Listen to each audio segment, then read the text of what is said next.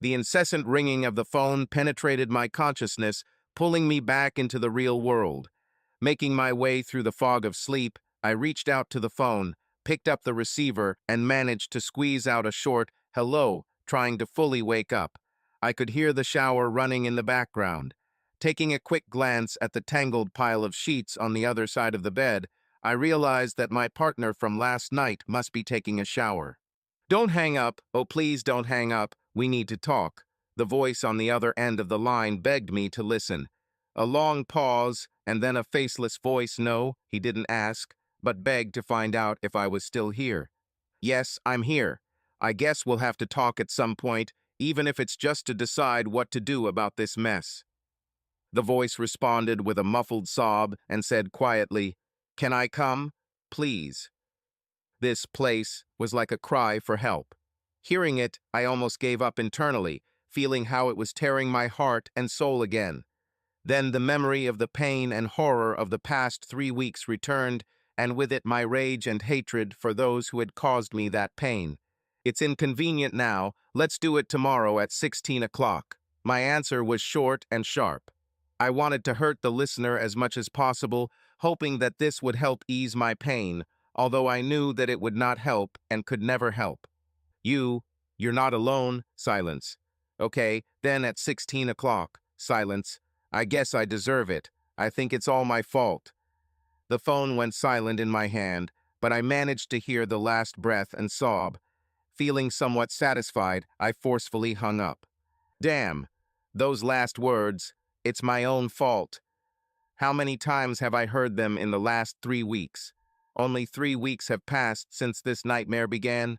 Falling back onto the bed, I listened to the sound of the shower and let my mind go back to the beginning of this nightmare. The party. Yes, that was the beginning, at least for me. For them, it started earlier. How much earlier I did not know and had no great interest in finding out.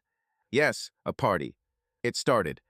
"Come on, honey, hurry up, otherwise we'll be late." Megan's voice cut through the steam of the hot shower. "I'll take the kids to their parents and be back in 30 minutes. Try to be ready for my return."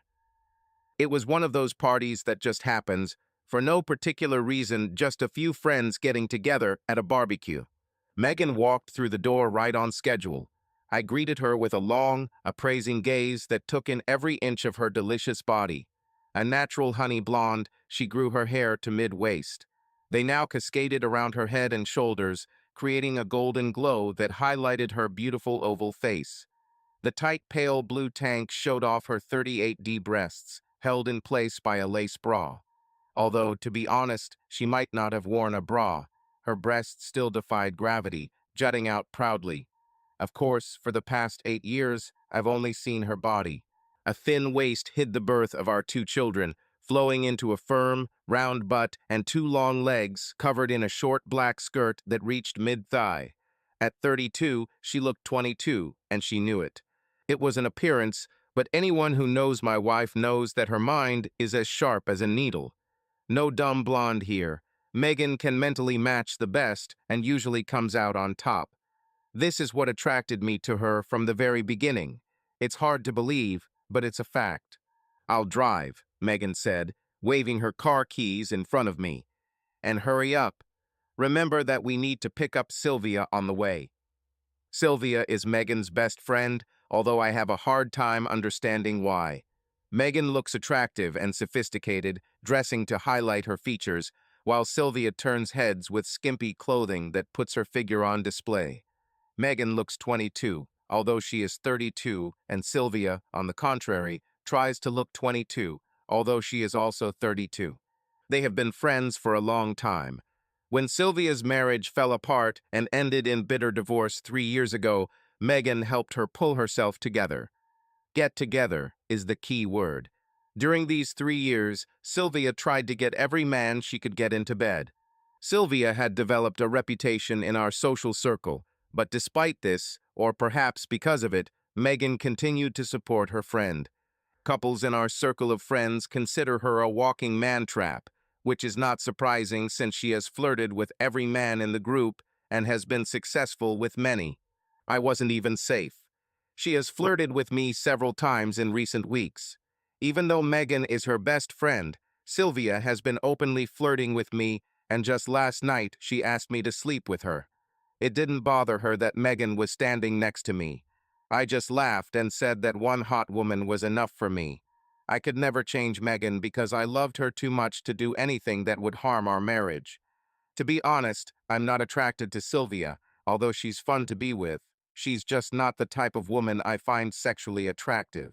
Taking a quick glance at Megan, I noticed a strange look in her eyes as she looked at me and then at Sylvia before clearing her throat and asking if we would like to have another drink. This look was almost as if she was saying, "Go have sex with her, I don't care." Over the past few weeks, our sexual rhythm has noticeably improved in both frequency and intensity, and last night was no exception. We had a great sex life before this. We made love 3 to 4 times a week when the urge arose. But now Megan initiated it almost every night, sometimes twice a night. Not that I'm complaining. The relationship between lovemaking and sex has clearly shifted towards the latter. I wondered what came over her. As soon as Sylvia left, I started clearing away the glasses and plates. Megan returned after walking her to the door. "Let's leave this until the morning. I have more interesting plans," she said. She grabbed my hand and pulled me into her arms. Caught off guard, it took me a few seconds to respond in kind. Knowing the kids were sleeping upstairs, I decided to move the fun into our bedroom. On the way to the party, I couldn't help but smile as we drove through the slowly darkening streets towards Sylvia's house, anticipating what would happen after the party. God, have I ever been wrong? When we picked up Sylvia, I took over the driving while the two girls sat in the back, whispering and giggling all the way to the party. Once there, we started circulating, and I didn't see much of them except when they came to refresh my drink. It seemed to become more frequent as the night went on, but I didn't mind as Megan was driving home. For the first time, I could relax and have fun. By 10 p.m., the party was in full swing. After dancing with Megan and Andy's wife, Fina, I soon realized I'd had too much to drink. I decided to slow down the drinking a bit and went in search of something to eat. Sylvia came up to me at the table with a new bottle of whiskey and started hugging me. "I need to go to the toilet while it's free." That was the best excuse I could come up with, and I ran out of the living room. About 10 minutes later, Megan found me hiding from Sylvia with Dave and Betty, my work friends. She handed me a fresh glass of whiskey, stood there for a few minutes, and left again.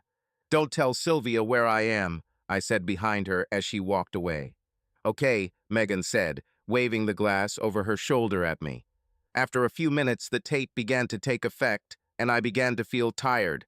I'm a happy drunk. I usually just curl up and sleep it off, which is exactly what I wanted to do right now. Heading to the back porch, I curled up on the old couch and quickly dozed off. I woke up the next morning in bed, feeling Megan next to me. Stunned, I gasped, "What the—" It definitely wasn't Megan. Fully awake, I stared straight into Sylvia's smiling face. "Good morning, lover." Ready for a repeat? Anyone watching me would have thought I had been stabbed. I abruptly pulled away from her, trying to get out of bed, but the damned sheets got tangled on my legs, preventing me from getting up quickly. I needed time to understand what was happening. Collecting my thoughts, I looked around and realized that I was not in my bedroom. "What happened, Jack?" asked Sylvia. "What am I doing here? Where is Megan?" In a panic, I jumped out of bed and began to look for my clothes, finding them neatly folded on a chair at the foot of the bed. "Megan felt unwell and left the party early. I offered to look after you." "I hope I did it," Sylvia replied. "What do you mean?" I asked, horrified by the upcoming answer. "Well, I know you've had a little too much, but don't tell me you don't remember us having sex last night," she laughed. "Or rather, this morning. I already thought that you would never stop, although I won't say that I'm complaining." Horrified, I stuttered, "But I'm married. We can't. We shouldn't." "It's too late for that, lover.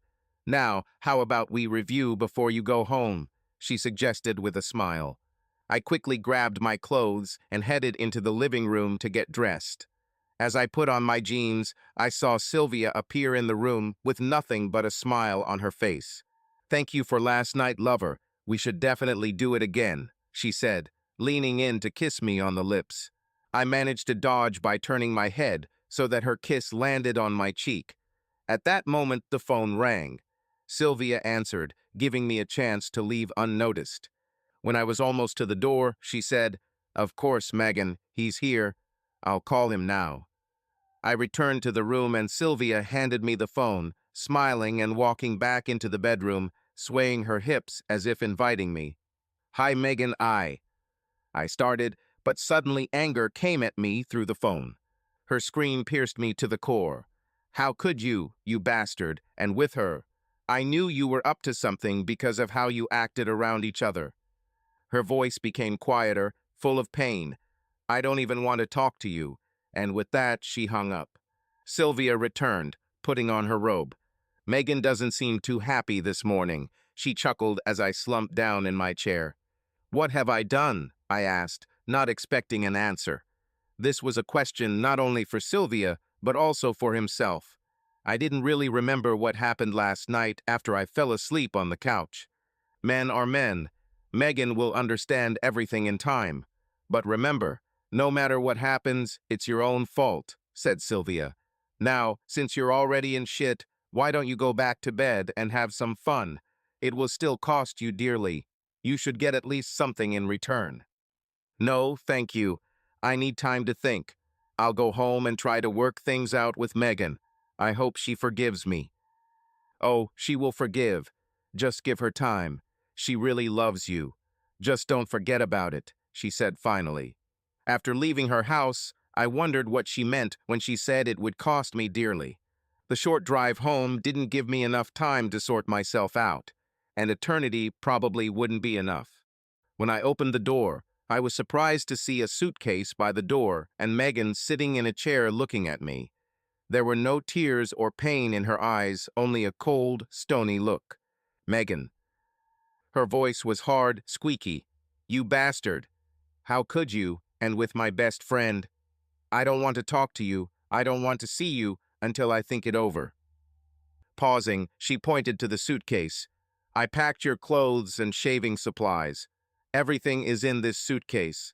Go away before I say something I'll regret," she blurted out, pointing to the door.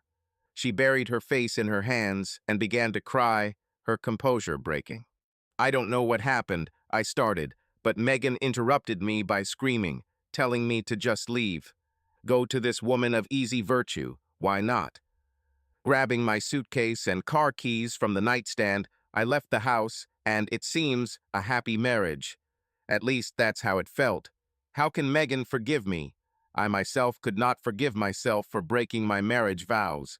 Once at the door, I turned around, looked at my beautiful wife sitting there, and quietly said, "I love you," and then closed the door behind me. I drove around the city for a long time until I realized how tired I was.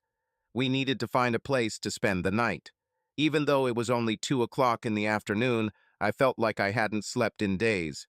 According to Sylvia, I didn't really sleep much last night. Stopping at the first motel I came across, I rented a room for a week. It was easy to get settled. I threw my suitcase into the corner and fell on the bed. I soon fell into a restless sleep. A few hours later, I woke up in a cold sweat after a nightmare. I dreamed that I was chasing Sylvia through the park. I wanted to run away from her, but at the same time something magnetically attracted me to her.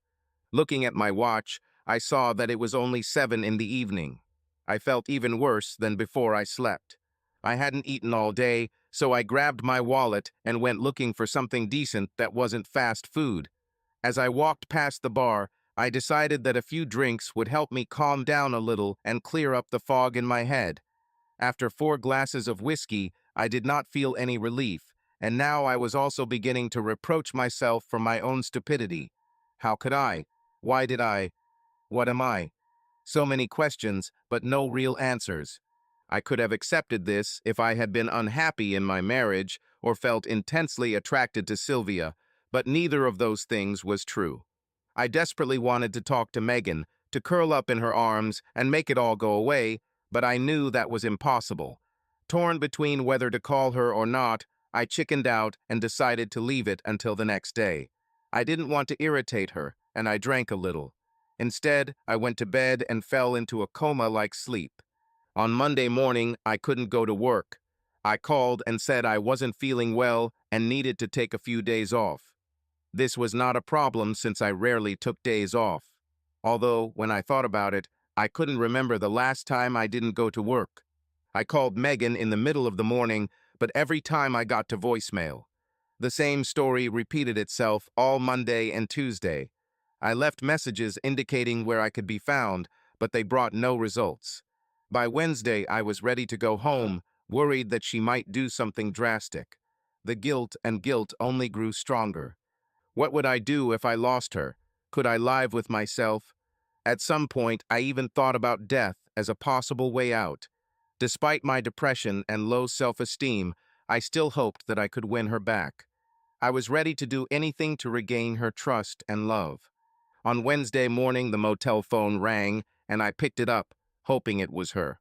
Megan's voice was cold, but not as angry as I expected. "I've made some decisions, and we need to talk. Come home this afternoon." "Yes, sure. How are you and the children?" "We're fine. See you this afternoon," and with that, she hung up. What did she decide? Divorce seemed like the only option, and honestly, I couldn't blame her. My imagination was running wild, coming up with worst-case scenarios. When I arrived at the house, I looked and felt, to put it mildly, terrible. Megan led me into the living room and started talking. "I'm not going to divorce you, although I've thought about it. For the sake of the children and for the sake of the 8 years we spent together, I want to try to make things right if possible. But this is your only chance, and it won't be easy." With the weight lifted from my heart, I responded as best I could. "I love you. I will do everything to fix what happened between us." "It's easy to say, but when you hear my terms, you might not think so," Megan replied. Once again, there was that strange look in her eyes that I had seen that night when Sylvia offered herself to me right in front of her. "I don't care what the conditions are, I agree to everything, as long as you forgive what I did to you." "To us," I insisted. Megan was silent for several seconds. I saw her nervously fiddling with something in her hands, looking at the floor, avoiding meeting my gaze. Finally, she spoke. "For starters, you can come home tomorrow, but you will sleep in a separate room until I decide that you can return to our bedroom. I want to forgive you, but the only way I can do that is to get my revenge. For this, I am going to have an affair." Her words hit me like a truck, knocking me off my feet and leaving me breathless. I tried to say something, but she continued. "I haven't decided who it will be or how it will happen yet, but when I do, I don't want you to interfere. You must accept this if you want us to continue living together. Otherwise, we can end everything right now. I'll let you know when it's over. I don't know how long this will last. Do you agree?" All I could do was sit glued to the chair, with a heavy stone on my chest that prevented me from breathing, and an icy hand tearing my heart. I didn't trust myself to speak, as tears began to appear in my eyes from the full realization of what I had done and what I would now have to endure in order to keep this woman whom I loved so deeply. Megan looked at me.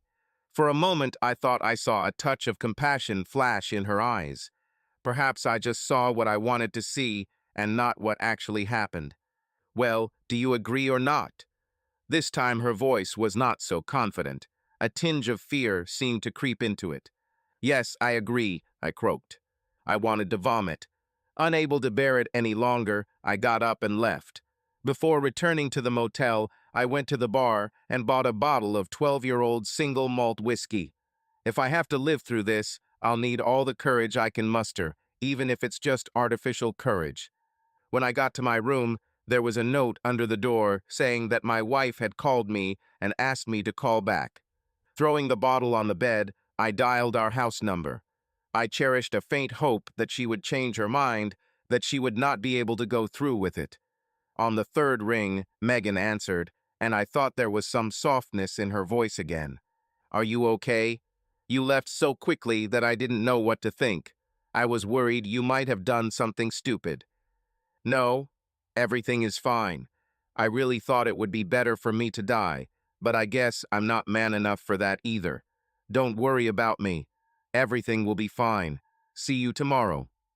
Remember, I love you, but it's all your fault, Megan whispered quietly before hanging up. I looked at the silent receiver, tears streaming down my face. For the first time in my life, I felt a true sense of complete helplessness. I returned home and things were tense for the next few days, but at least there was no screaming. The children did not know what was happening. They behaved as usual, and for their sake, we also tried to behave normally. I returned to work on Monday, but I was having a hard time concentrating and my productivity was suffering. Dave noticed this and asked several times if I was okay. Not wanting to admit what I had done, I said that it was simply the after-effects of the illness I had suffered from the previous week. He seemed to believe it, but continued to watch me. On Thursday, after the kids had gone to bed, Megan called me into the kitchen to tell me some bad news. Everything is planned for Saturday evening. I asked the parents to babysit, Megan muttered, avoiding my eyes. Steve is coming at 6 in the evening, and we will need some privacy. You can stay in your room or leave. Steve? Is Steve Adams really from the club? Not him.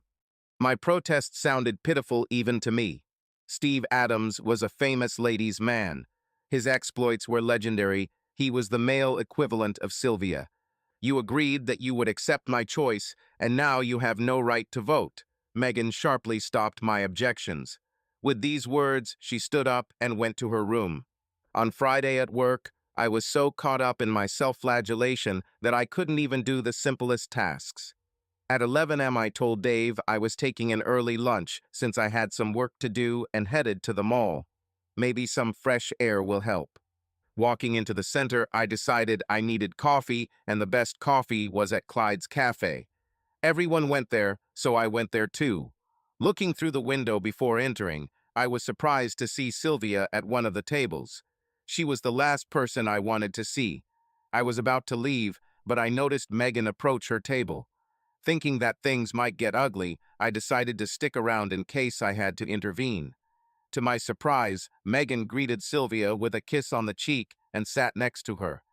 They chatted and laughed for half an hour and then left together. I didn't know what to think. I returned to work, reflecting on what I had seen.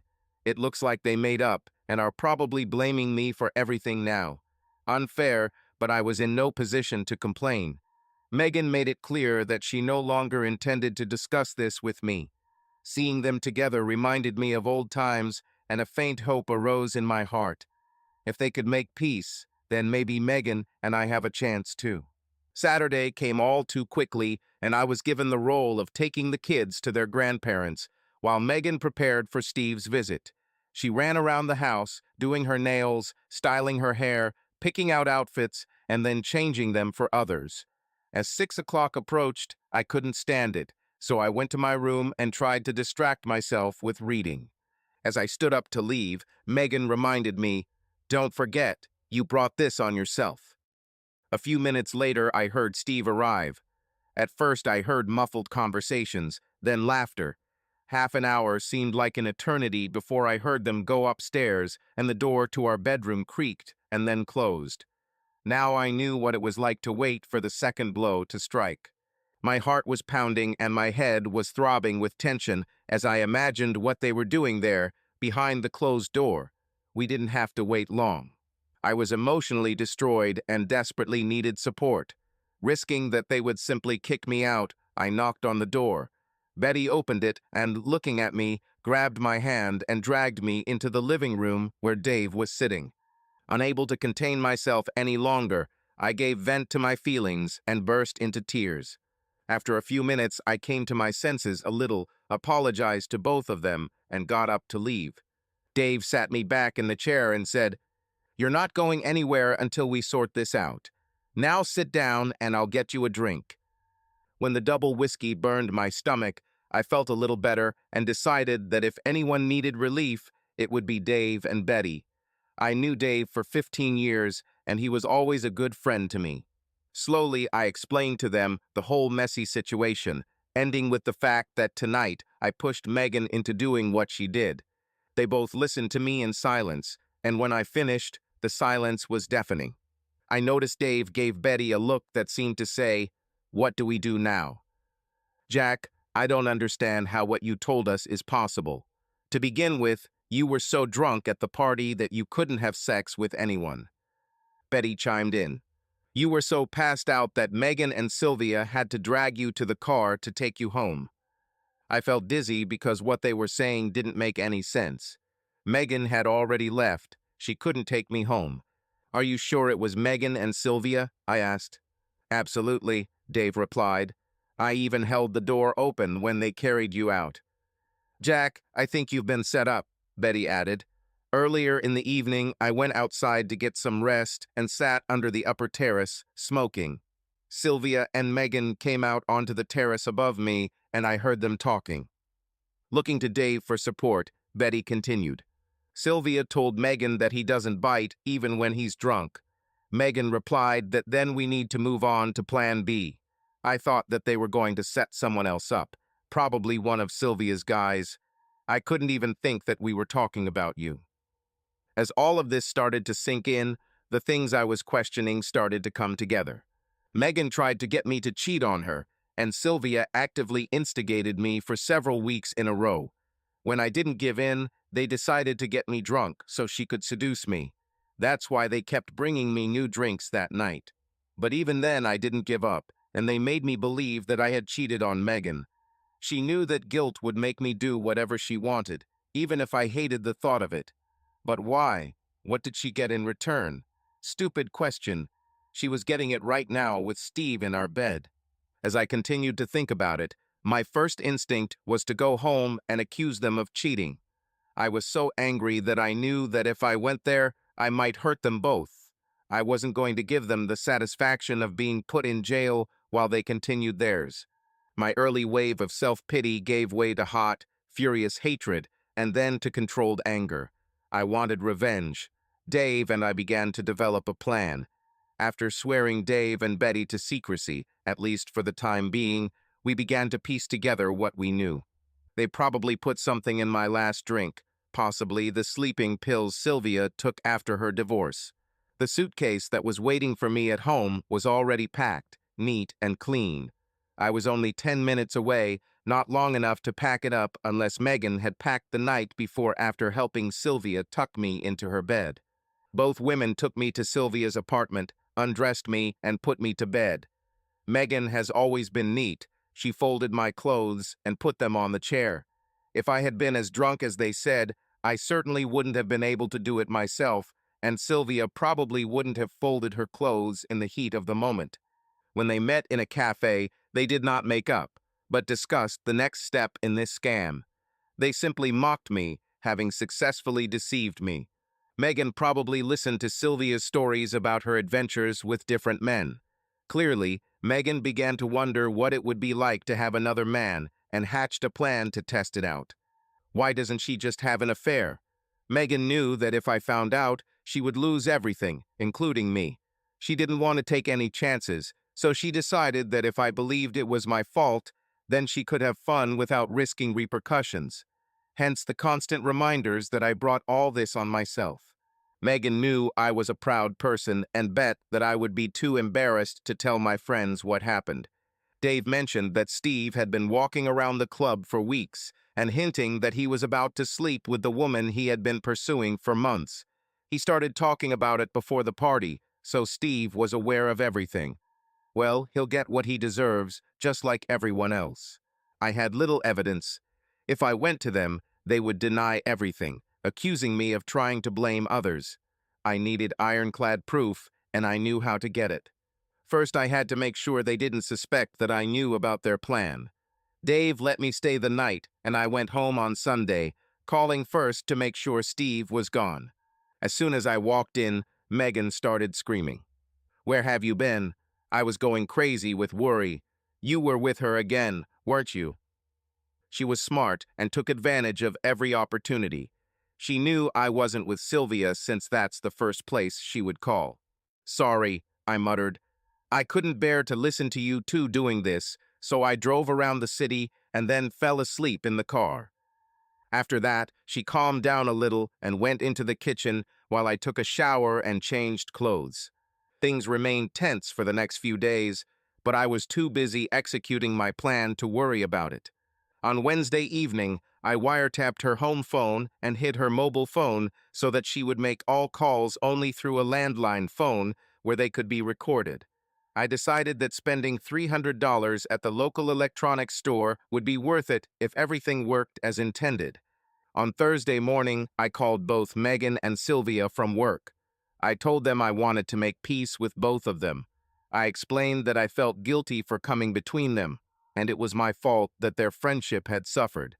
Playing the part of the unhappy husband to the end, I told them that I had made a reservation for Friday night at Bernie's restaurant, an upscale establishment on the other side of town. It was at this restaurant that I proposed to Megan many years ago.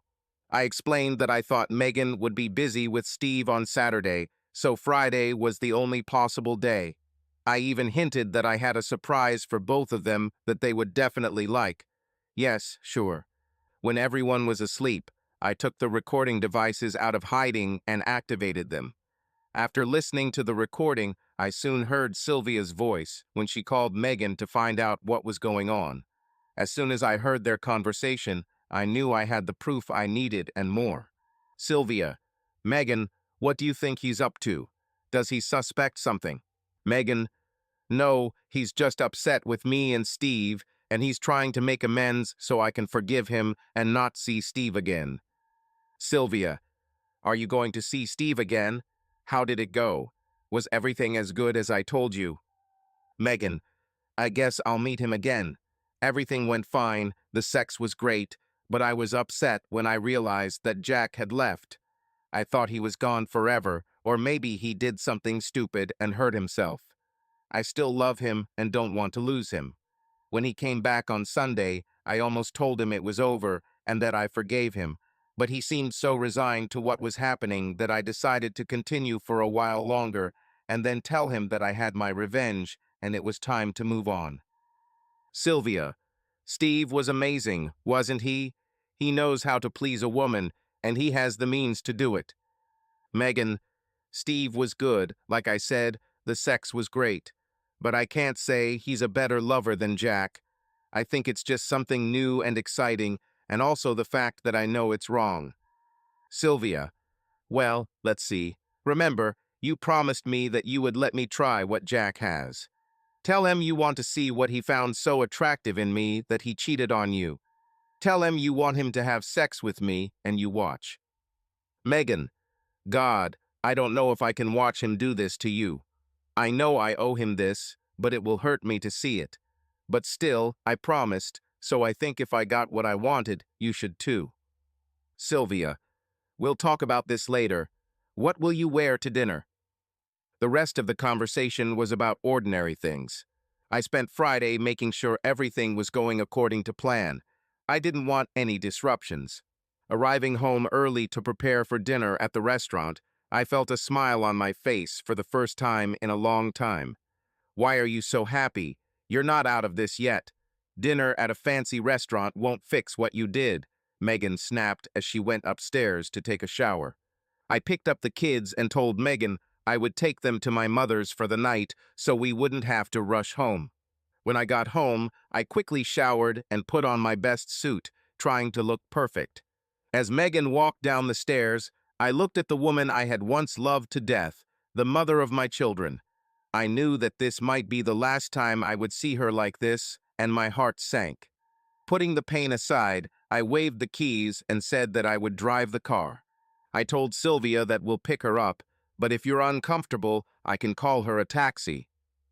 No, everything is fine. Just let her sit in the back, I'll sit in the front with you. She continued to play her role until the end. Unlike the ride to the party, this ride was in complete silence. Arriving at the restaurant, we were quickly shown to a table. I pretended to happily order drinks, as if trying to impress them. The waiter soon took our orders, and we selected the best dishes. I even ordered a bottle of the best champagne to toast with. As I handed out glasses of champagne, I apologized, saying that I needed to check on the surprises. I took a sip of the wine, and the sharpness mixed with the bubbles brought back fond memories of happier times. Pushing these thoughts aside, I said, "I'll be back in a few minutes." Two people were waiting for me in the lobby. I seated them a few tables away from us, but close enough that they could come on my signal. The food was excellent, the service impeccable, but I couldn't enjoy anything. The realization of why we were here filled me with sadness, and all my smiles were forced. The ladies decided to wait for dessert, so I took the opportunity to refill our glasses. Taking a sip from mine, I began my prepared speech. The last 3 weeks have been the hardest of my life. I blamed myself for stupidity and behavior that I would never forgive others. Megan opened her mouth to say something, but I stopped her with a gesture. "Please just listen for now. You will be given a chance to speak later." As I said, my pain was unimaginable. Several times I even thought about death as a possible solution. Both women's jaws dropped. I don't think they realized how much pain they caused me and how desperate I was. Luckily, I have good friends who helped me through it. They opened my eyes to the truth. Yes, now I know that it was not my fault. Both of you set me up. Both women were stunned, and Megan finished the wine in one gulp. I quickly explained what I had seen and learned, ending with a story of the recorded telephone conversation. By this time, Megan was in a state of deep shock, and Sylvia looked guilty. Taking a bottle of wine from the ice bucket, I poured each other a glass, placing the empty bottle on the table. Signaling to the first of my surprises, I pulled out a small ring box from my pocket and handed it to Megan. "Like I said, I have gifts for you, and this is the first one." Still in shock, she opened the box and found my engagement ring. Taking her left hand, I took off both of her rings and put them in my pocket. "I gave you these rings as a symbol of our loyalty to each other. You don't deserve to wear them anymore. Maybe Steve will give you a ring, although I doubt his wife will approve." At that moment, a voice was heard at her elbow. "Megan, right?" Megan turned and muttered, "Yes." The elderly man handed her a large envelope, said that she had received the notification, nodded, and left. I continued in a stern voice, "These are the divorce papers my lawyer prepared this week. You will find that I have not been very generous. In fact, I asked for everything possible, including custody of the children. All joint accounts were closed this afternoon and credit cards canceled. After what you did, we don't exist anymore. There's only me." After this, Megan finally broke down and started crying. Huge tears flowed down her cheeks, dripped onto her bare chest, and flowed into the neckline of her dress. Her sobs seemed to come from the very depths of her soul. It's funny what thoughts come to you at moments like this. I suddenly thought that if she cried long enough, her tears would stain this lace bra. Shaking my head to rid myself of these thoughts, I continued, "Our marriage is over. I hope it was worth it. Now you can have sex with whoever you want without being inconvenienced by your husband or children." Having summoned the last surprise, I continued, "I used your same tactics and packed a suitcase for you, not so carefully, but the main thing is attention. The locks on our house are being changed, so if you need anything, call ahead." At that moment, Mary, my ex-girlfriend from college, placed the suitcase on the table in front of Megan. Megan suddenly raised her head and saw her standing next to her. I didn't think she could get any more shocked, but Megan surprised me again by completely losing the last traces of color on her face. "No, not her. Please, Jack, not with her. I'm so sorry, but we can make things right. I love you, you should know that. What I did was stupid and selfish. I don't love him, only you. Jack." "Megan, you no longer have the right to object to who I see and communicate with," I interrupted her. "I remember I told you the same thing about Steve, and what did my dear wife do? She didn't listen to me." Mary intervened. "Don't worry, Megan, I'll take care of him for you." Mary's smile only added to the agony Megan was feeling. Perhaps now she realized how much she had hurt me, and how much she had lost.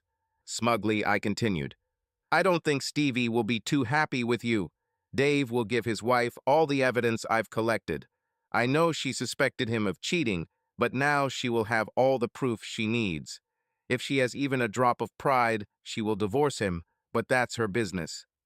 Having finished my glass, I mustered up the courage for the last act. Sylvia, there is not much I can say or do to you for your role in this, but this will ease my feelings a little. Grabbing a bucket of ice, I poured its contents over her head, soaking her through and ruining her expensive dress. Her squeals could be heard throughout the restaurant, guaranteeing her complete humiliation. Taking Mary's hand, I turned to leave. Turning around, I said the last words. "Oh yes, Sylvia, the table is reserved in your name, so the entire bill is on you in every sense. And remember, Megan, you brought this on yourself." My eyes filled with tears as I left. My world collapsed along with my marriage. I ran out of the restaurant, running into a young couple who were coming inside. "Drunk idiot," I heard the door close behind me. At home, I had sex with Mary. Maybe it wouldn't be that hard to go through with it all, but deep down, I still wished it was Megan, and that it was all just a bad dream. Sunday morning passed, and I still could not comprehend what had happened. Megan was due to arrive at 4, and I wasn't sure what I would say to her or how I would react when I saw her. As I wandered around the house, I realized that I hadn't spoken to my kids since our breakup on Friday night, and I became desperate to see them and hug them. They were the last link between Megan and me, the last part of our life together. I delayed the unpleasant responsibility of telling them about our breakup. I knew it would devastate them. Since Megan was due to arrive soon and there was a possibility of an unpleasant conversation or argument, I decided it was best to leave the children with my parents. As I reached for the phone to call my mother, it rang sharply and it scared me. It took me a few seconds to collect my thoughts and answer the call. My voice was as dull and lifeless as myself. "Yes, Jack, right." "Jack, this is Sylvia. We need to talk." My voice became hard and unfriendly. I answered with the only thing that came to mind. Hatred for this woman sounded in every word. "I have nothing to tell you, bitch." I hung up and stared at her.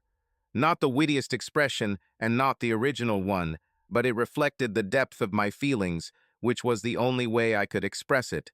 A few seconds later, the phone rang again, but this time I let the answering machine pick up. "Jack, this is Sylvia. Pick up the phone, please. I know you're there." Her voice sounded through the hiss of the answering machine. Then she spoke again, pleading, "Please, Jack, I need to talk to you about Megan."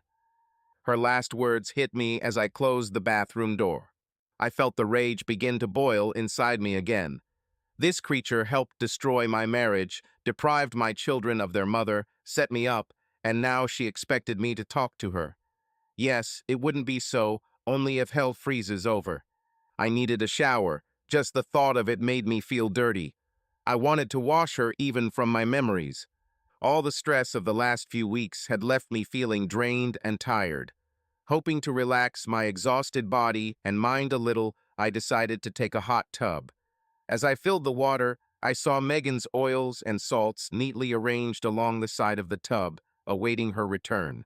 Her scent was everywhere, from the light aroma of her oils and bubble bath to the more pungent scent of her mouthwash. Our, or rather my, bedroom was saturated with her personal aroma and her perfume. I felt empty and lonely. I missed her laughter and smile. The intimacy we shared for 8 years was something many couples never get to experience. Now I have lost her, and it has deprived me of the meaning of life. And yet the very thought of her made me furious, far greater than ever before. The usual sounds outside the window began to penetrate my consciousness. Someone was mowing the lawn, a car drove by, and children were playing in the yard. Steam filled the room, and as I calmed down, my senses began to register what was happening. I relaxed and sank into the water. The bath relieved the pain in my body, and my thoughts went back to Saturday and Mary, my ex-girlfriend who helped me. Her attention on Friday night satisfied my immediate needs, or at least helped me carry out my revenge plan, but it was a hollow victory. Saturday turned out to be a repeat, except that the sex was less hectic, and we felt the same sense of intimacy again. But this was not lovemaking, and not just sex. It was sex for sex's sake. By midday, we both knew it wasn't going to work. There was no passion, no fireworks, even the attraction that once connected us weakened over time. We became different. We were no longer who we were before. Mary was lying next to me on the bed. Smiling, she said, "Well, what now? Shall we shake hands and go our separate ways before things get even more awkward?" How to answer such a question? We were silent for the last 10 minutes, barely looking at each other.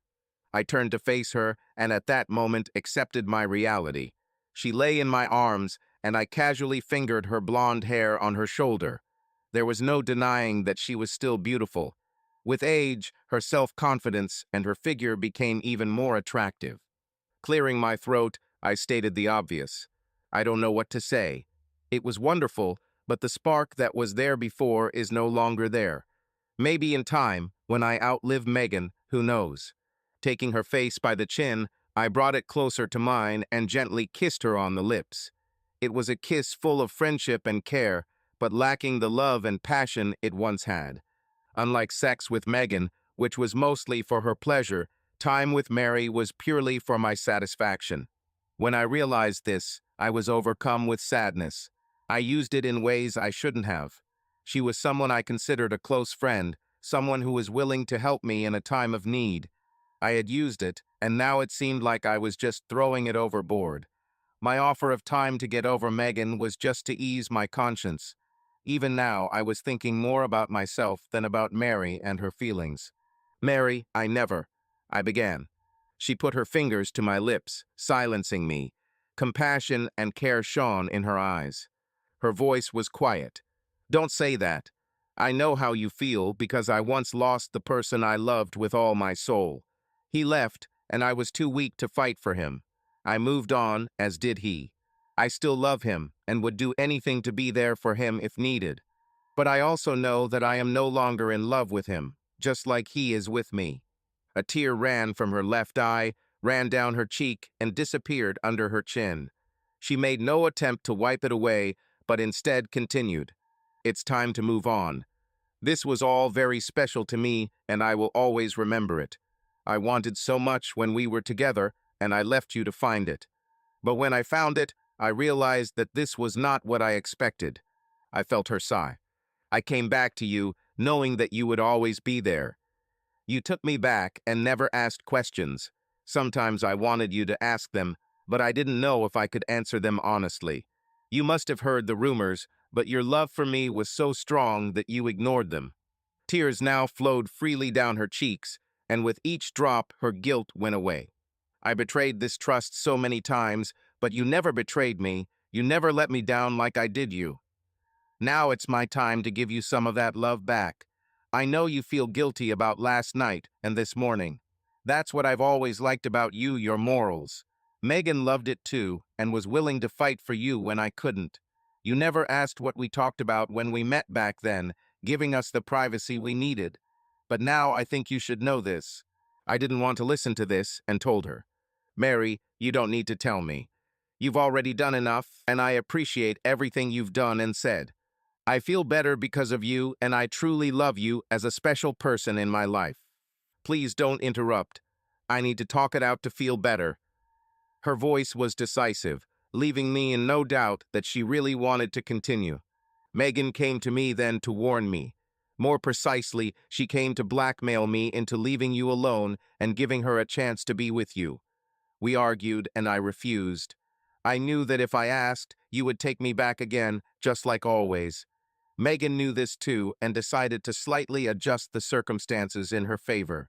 She ended up putting me in an even worse situation. Mary stopped crying and pulled back to look me in the eyes. There was an expression of worry on her face, as if she was preparing herself for what was to come. Her voice trembled as she continued. "I tried to get Megan interested in other guys by arranging for her to meet the ones I was dating.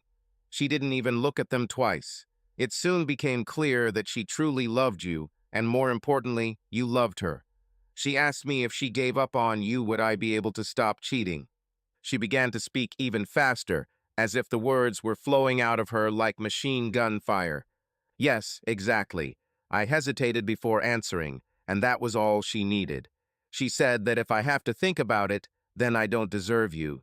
Megan said she knows I had the procedure done to get rid of my pregnancy, and she'll tell you if I don't leave you alone. Mary's voice gradually faded to a whisper, and I had to listen carefully to catch the last words. What procedure?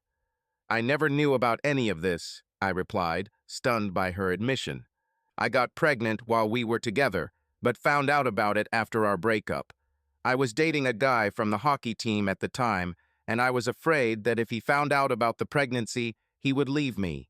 I went to the clinic and did this to be with him, but he still left me. Somehow Sylvia found out about this and told Megan. I knew you would be angry, so I let her have you instead of admitting what I did. Mary buried her face in my chest, crying uncontrollably. Why? Why didn't you tell me earlier? My world has become even more terrible. Why do I need all this? Another wave of self-pity rolled in as Mary lay in my arms, her body shaking with sobs. My accusation, expressed in words, offended me. How might this affect Mary? I immediately felt regret and decided to make amends. I did the only thing I could. He gently stroked her hair and whispered in her ear, I understand and forgive you. You've been carrying this guilt around for too long. I don't know how I would have reacted then, but I know that it's all in the past, and that's how it should stay. That was 9 years ago. It's time to forgive yourself. Even if you don't, I won't leave you. You are too important to me to lose your friendship. Mary threw herself on my neck and hugged me tightly, covering my face with kisses. There were notes of happiness in her voice. I've been imagining this conversation for years, and I always thought it would end with you hating me and telling me you don't want to see me anymore. That's why I couldn't tell you. I never expected you to be able to forgive me. Mary paused to collect her thoughts and then turned her attention to me with the entire lecture. Her voice acquired a power that I had not heard for a long time. Now listen to me, Jack Wright. If you can forgive me so easily, then you should consider extending the same compassion to the woman you truly love. I shook my head in disagreement. It's not the same thing. She cheated on me and destroyed my trust in her. You and I were not married, and all this was so long ago. Mary continued her lecture, firmly rebuffing all my objections. This determination reminded me of the times when she got something out of me. Mary usually always got her way. We both cheated on you, and I cheated on you more than she did. Every time you have forgiven me, now it's time to do the same for her. If, of course, you truly love her. Time heals wounds, but you just found out you're pregnant, so you can't use that argument. It's as fresh for you as if it happened yesterday. I saw it in your eyes and felt it in your body. You still want her, not me. She fought for you once. Shouldn't you do the same for her? You're right, I still love her. At least part of me. But I'm not sure I can forgive her. I know that I will never forget, and this will destroy us. No, your marriage will fail if you are not willing to put in the effort to save it. Of course, you will never forget, and neither will she. But you can put it into proper perspective. Consider what you can lose and what you can keep. Think about the children, how their needs and feelings will be affected. Her last words hurt me, again causing me to feel guilty. Mary, it's not fair to bring children into this. I thought about their needs, but how would this help them if their parents constantly argue or, worse, stop talking altogether? What example will this set for them?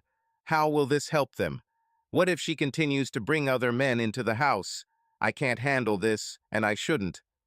A loud knock on the door interrupted our conversation. Damn, I wonder who it is. I wasn't expecting anyone. Pulling on my pants, I got out of bed. While I was getting dressed, the knocking continued inexorable and demanding. Okay, I'm coming. Wait a minute, I said with irritation in my voice. As I walked down the stairs, I noticed a large shadow behind the frosted glass of the door. The painted glass gave it a sepia tone.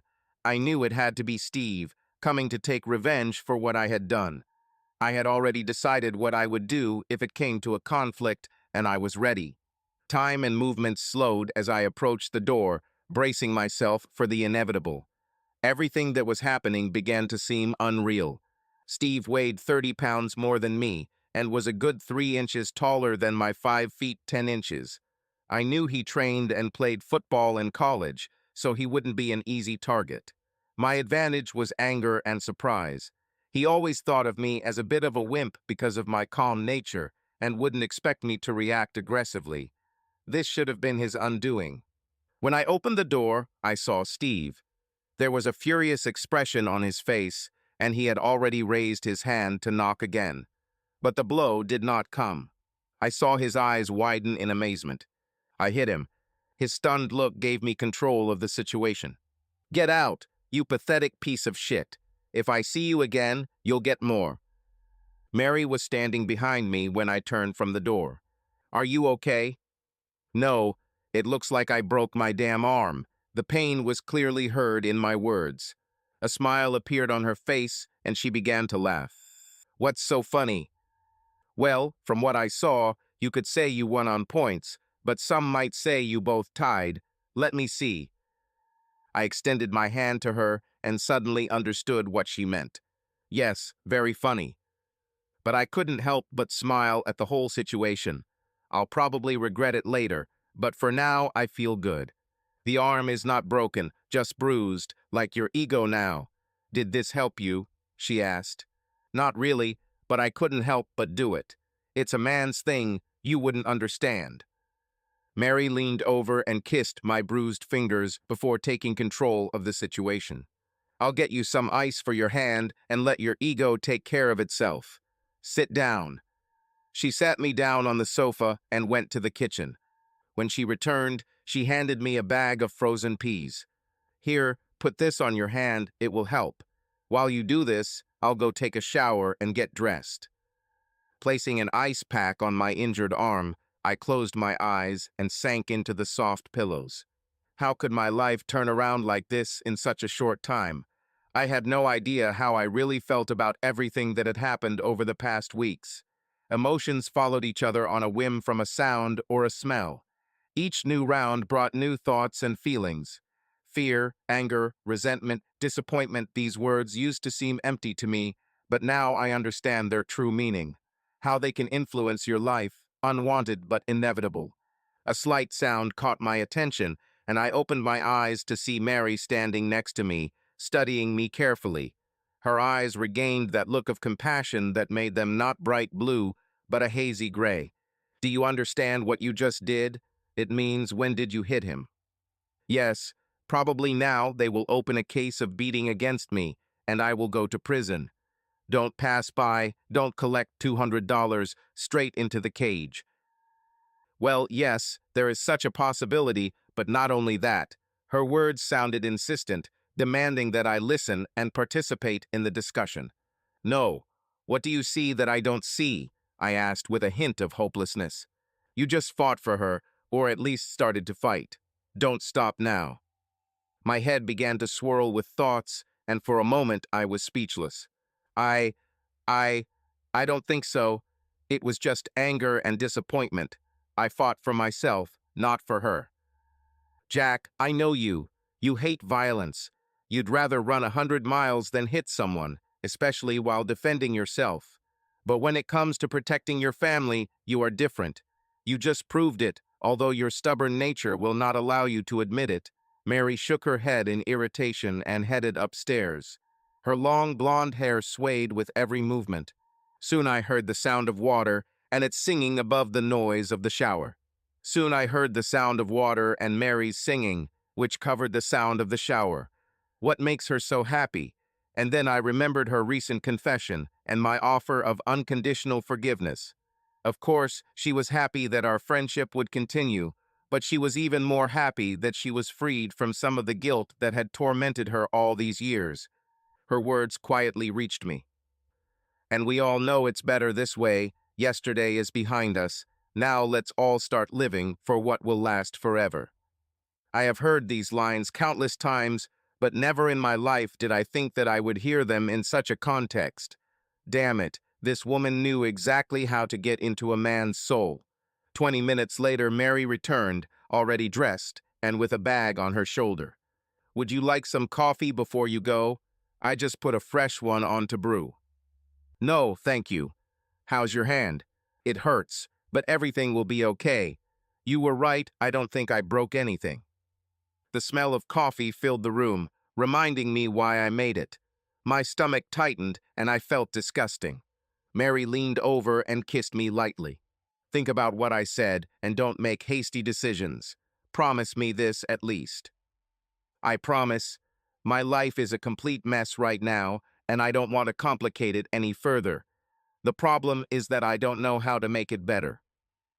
Well, you will do what you need to do. Start with yourself and move on. When all is said and done, the only one you control is yourself. Figure out what you want, and then see if Megan fits into that picture. If it fits in, then she will have to work on it with you. If not, I guess that will be the end. I absorbed her words, realizing the simplicity of her sentences. She made it seem possible. Listen, I have to go. Call me if you need me, but before you do, talk to your wife and give her a chance to explain why she did all this. Give her at least that much time. Holding her breath, she continued. I know you might not like it, but I have to say it. I'm not making excuses for Megan, but how are your actions different from hers? My eyes widened. What do you mean by my actions? Megan started it all. She cheated on me and schemed behind my back. I didn't even look at the other woman until she did it first. I almost screamed in defense of myself. How can you compare my actions to her behavior? Calm down, Mary said softly, interrupting me. I'm not saying you didn't have reasons for anger or revenge. I'm saying that you both did the same thing, although for different reasons. She lied, schemed, and cheated behind your back. She set you up and caused you great pain. You two lied, made plans, and cheated, although mostly behind her back. You set her and Sylvia up, and I have no doubt that now both of them are suffering almost as much as you. How can you say that I cheated? Our marriage has already broken down. It's not the same thing. You are still officially married, and this makes your actions wrong. Think about it, Jack. Mary grabbed her bag and headed for the door. Opening it, she blew me a kiss and left. I sat there, still trying to comprehend her words. Heard the car door slam and then the screech of tires as she drove away. Coffee did little to calm my stomach. I needed fresh air, change. Perhaps a run will help. I haven't been running much lately, but it seemed like the right thing to do. People might say I'm trying to run away from my problems. Who knows, maybe they are right. At that moment, it was just something that had to be done. It only took a few minutes to change into sports clothes, after which I got into the car and drove to the local stadium. I hate running in the streets. It always seems like I'm showing off to my neighbors. At the stadium, I was just one of a dozen other runners. I don't stand out, just one of the crowd. I had only been running for 10 minutes when I felt dizzy and walked to the edge of the path. Perhaps I pushed myself too hard at the start of the run. I was probably in worse shape than I thought, or the stress of the last few weeks had weakened me. I eventually passed out, my stomach empty in the bushes nearby. My whole body was shaking as stress finally took over. My legs could no longer support me, and I slid to the ground. After 20 minutes, the shaking stopped, and I was able to recover enough to drive home. As I pulled up to the house, I saw my neighbor looking out her door. She cheerfully approached me as I parked and got out of the car. "Hello, Mrs. Olson, how can I help you?" I asked. Mrs. Olson was 85 years old and was sort of the mom of our neighborhood. A widow for the last 4 years, she has taken it upon herself to take care of us all. She didn't meddle in other people's affairs, but was always ready to help when needed, making sure that no one got hurt. "Jack, don't worry, I saw everything. This terrible man was going to hit you. You were just defending yourself."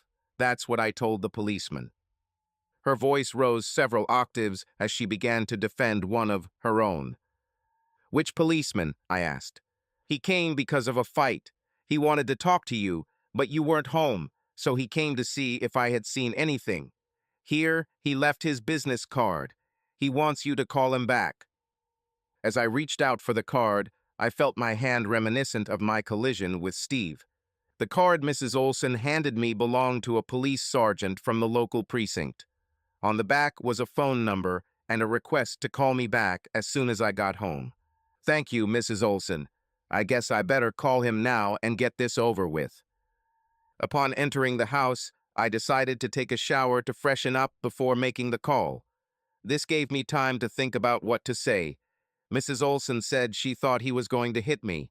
I remembered his raised fist, but he was just knocking on the door and wasn't ready for me to open it so quickly. From her perspective, it really might have looked like he was going to attack me. Well, I won't miss my luck, I'll take advantage of it. He answered the third call. Sergeant Burke, short and sharp. Sergeant Burke, this is Jack Wright. I received your business card.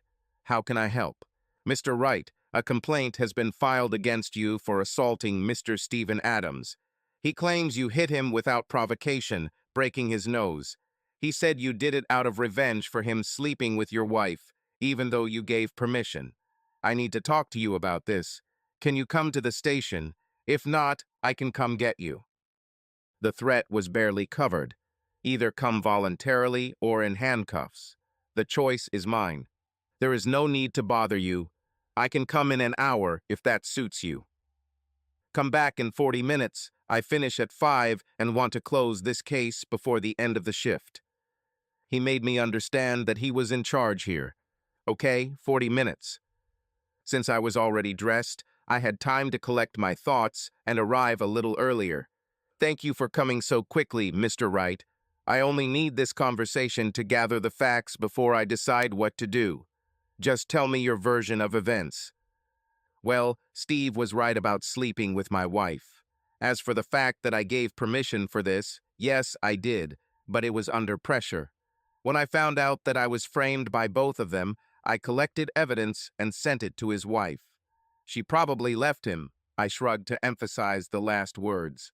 This afternoon, he came to me in a rage, knocked on the door, and demanded a meeting. When I opened the door, his fist was raised as if he was going to hit me, so I struck first in self-defense. He is much bigger than me, and I was scared. I only hit him once, and I may have actually broken his nose. Then I told him to leave and not to come again. Not in those words, but you know what I mean. Did you invite him? No. Honestly, I hope to never see him again. Were there any witnesses? I didn't think so at the time, but Mrs. Olson, my neighbor, said she heard a knock and came out to see what was happening. She saw him, so she can tell you what she saw. What about your wife? Did she see it? My wife was not there. Strange. Mr. Adams claimed that she was. Not really. It was my friend who came to be with me. My wife is now living with a friend. And this friend, his hint was clear. Did she see anything? Don't think. She came to the door after I hit him. All she saw was him lying there. I can give you her number if you need it. No, I don't think this will be necessary. I have already spoken to your neighbor, and she has confirmed your version of events. You're right, his wife did kick him out, and he admitted that he came to settle a score. His words. Sergeant Burke closed his notebook and put his pen in his breast pocket.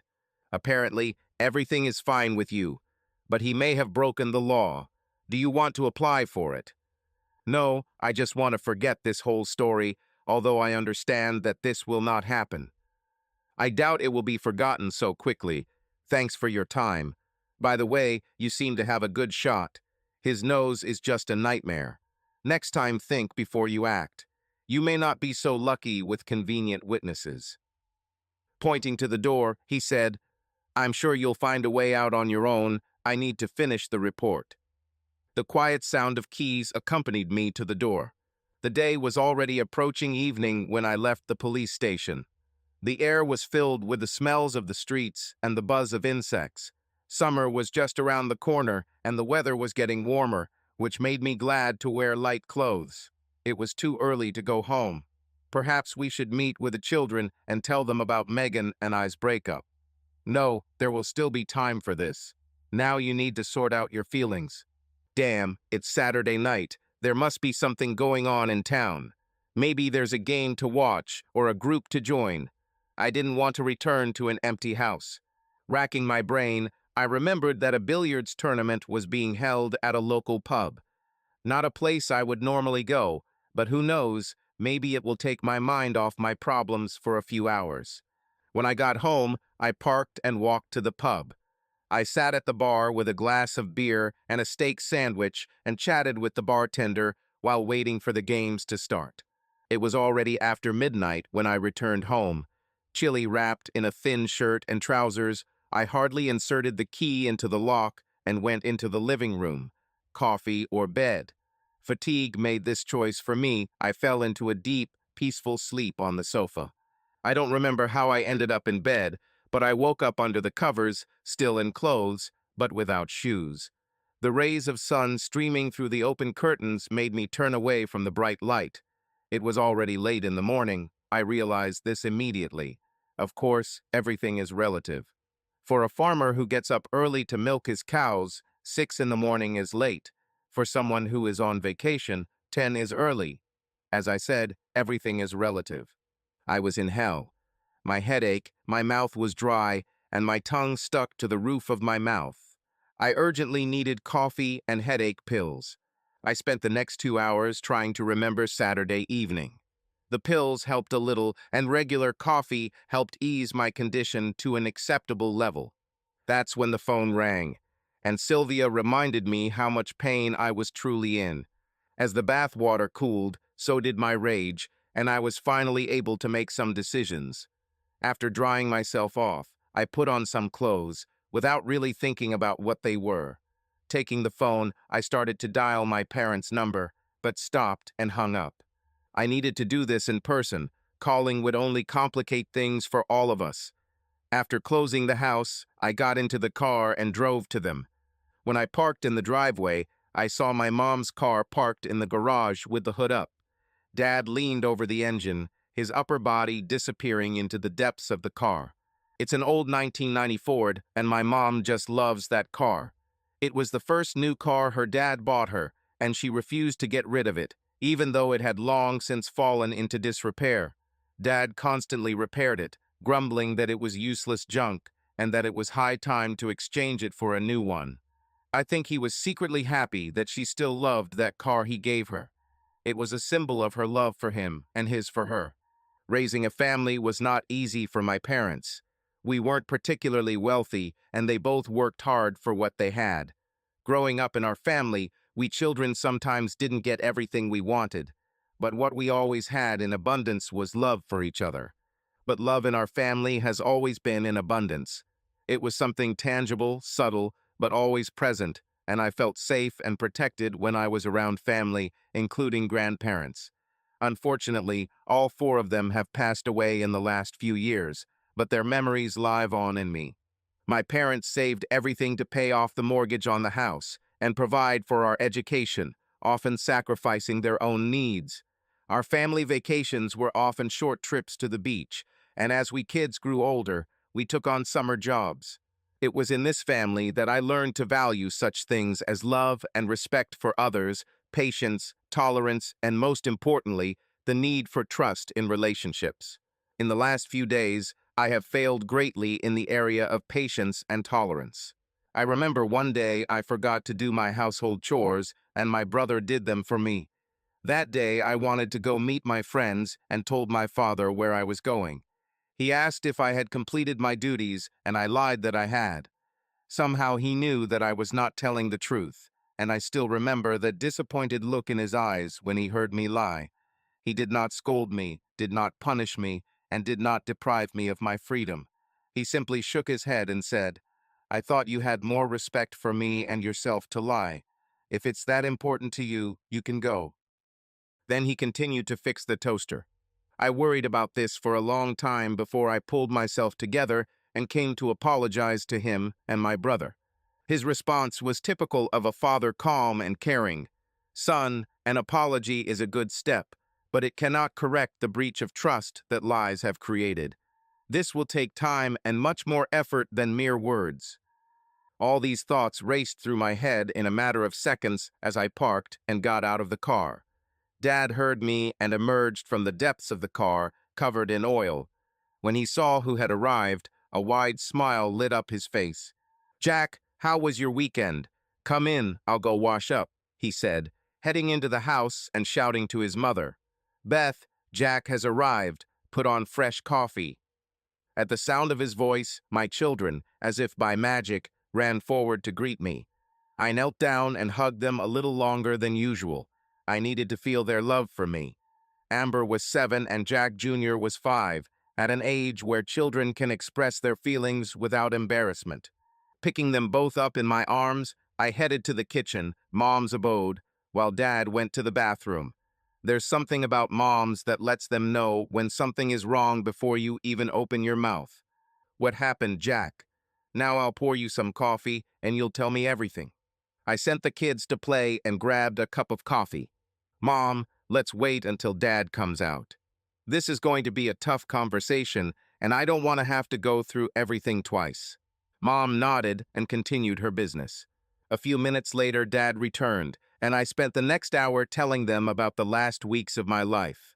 Both listened attentively, only occasionally interrupting to clarify details. Mom's reaction was not at all what I expected. I thought she would support me by criticizing Megan, but instead she said, "Jack, you got into a fight and hit a man. We didn't teach you to solve problems with violence. I understand that you are upset, but this is not an option." Upset. This is definitely an understatement. Dad nodded, agreeing with Mom, and then asked a question. "And what are you going to tell the children?"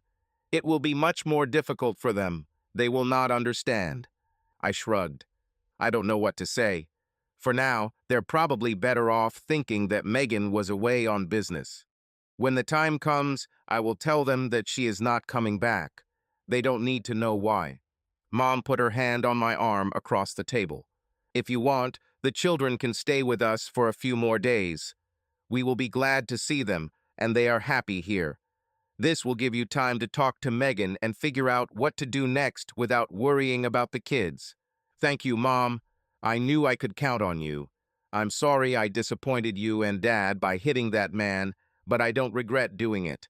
And to answer your next question, yes, I felt better at that moment. Now I'm not so sure." Dad cleared his throat. This was a sure sign that he was about to say something important. "Son, it was as much a shock for us as it was for you. Megan's behavior was disgusting, and she hurt you deeply.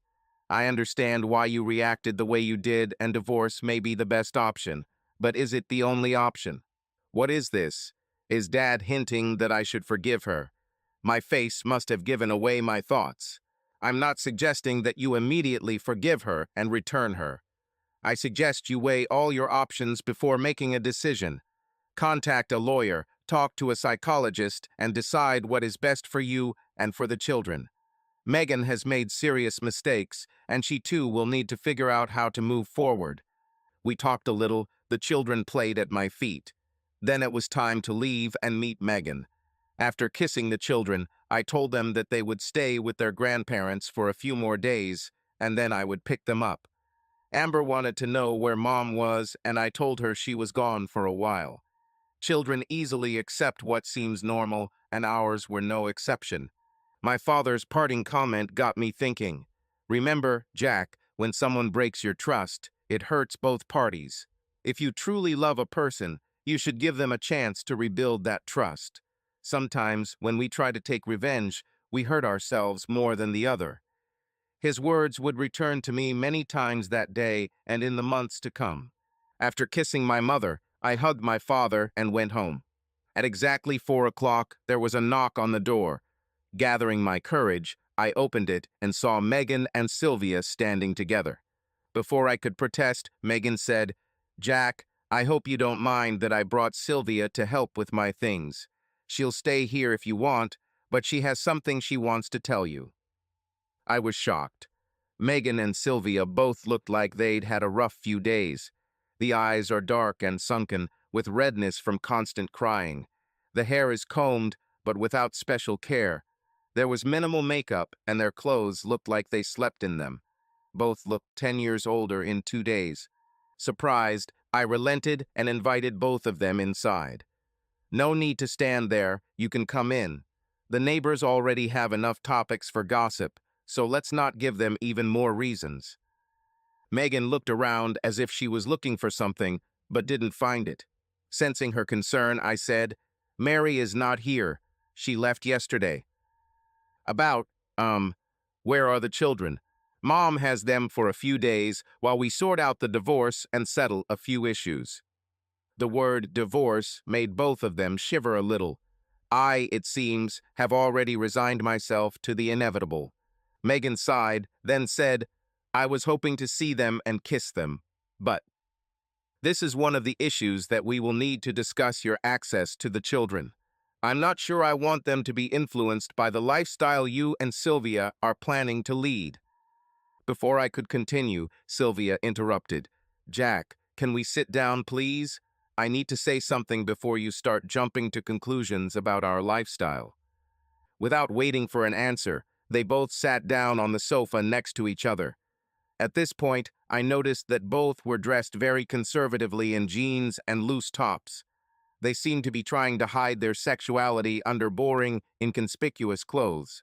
Sylvia continued, Jack, Megan told you that I have something to tell you.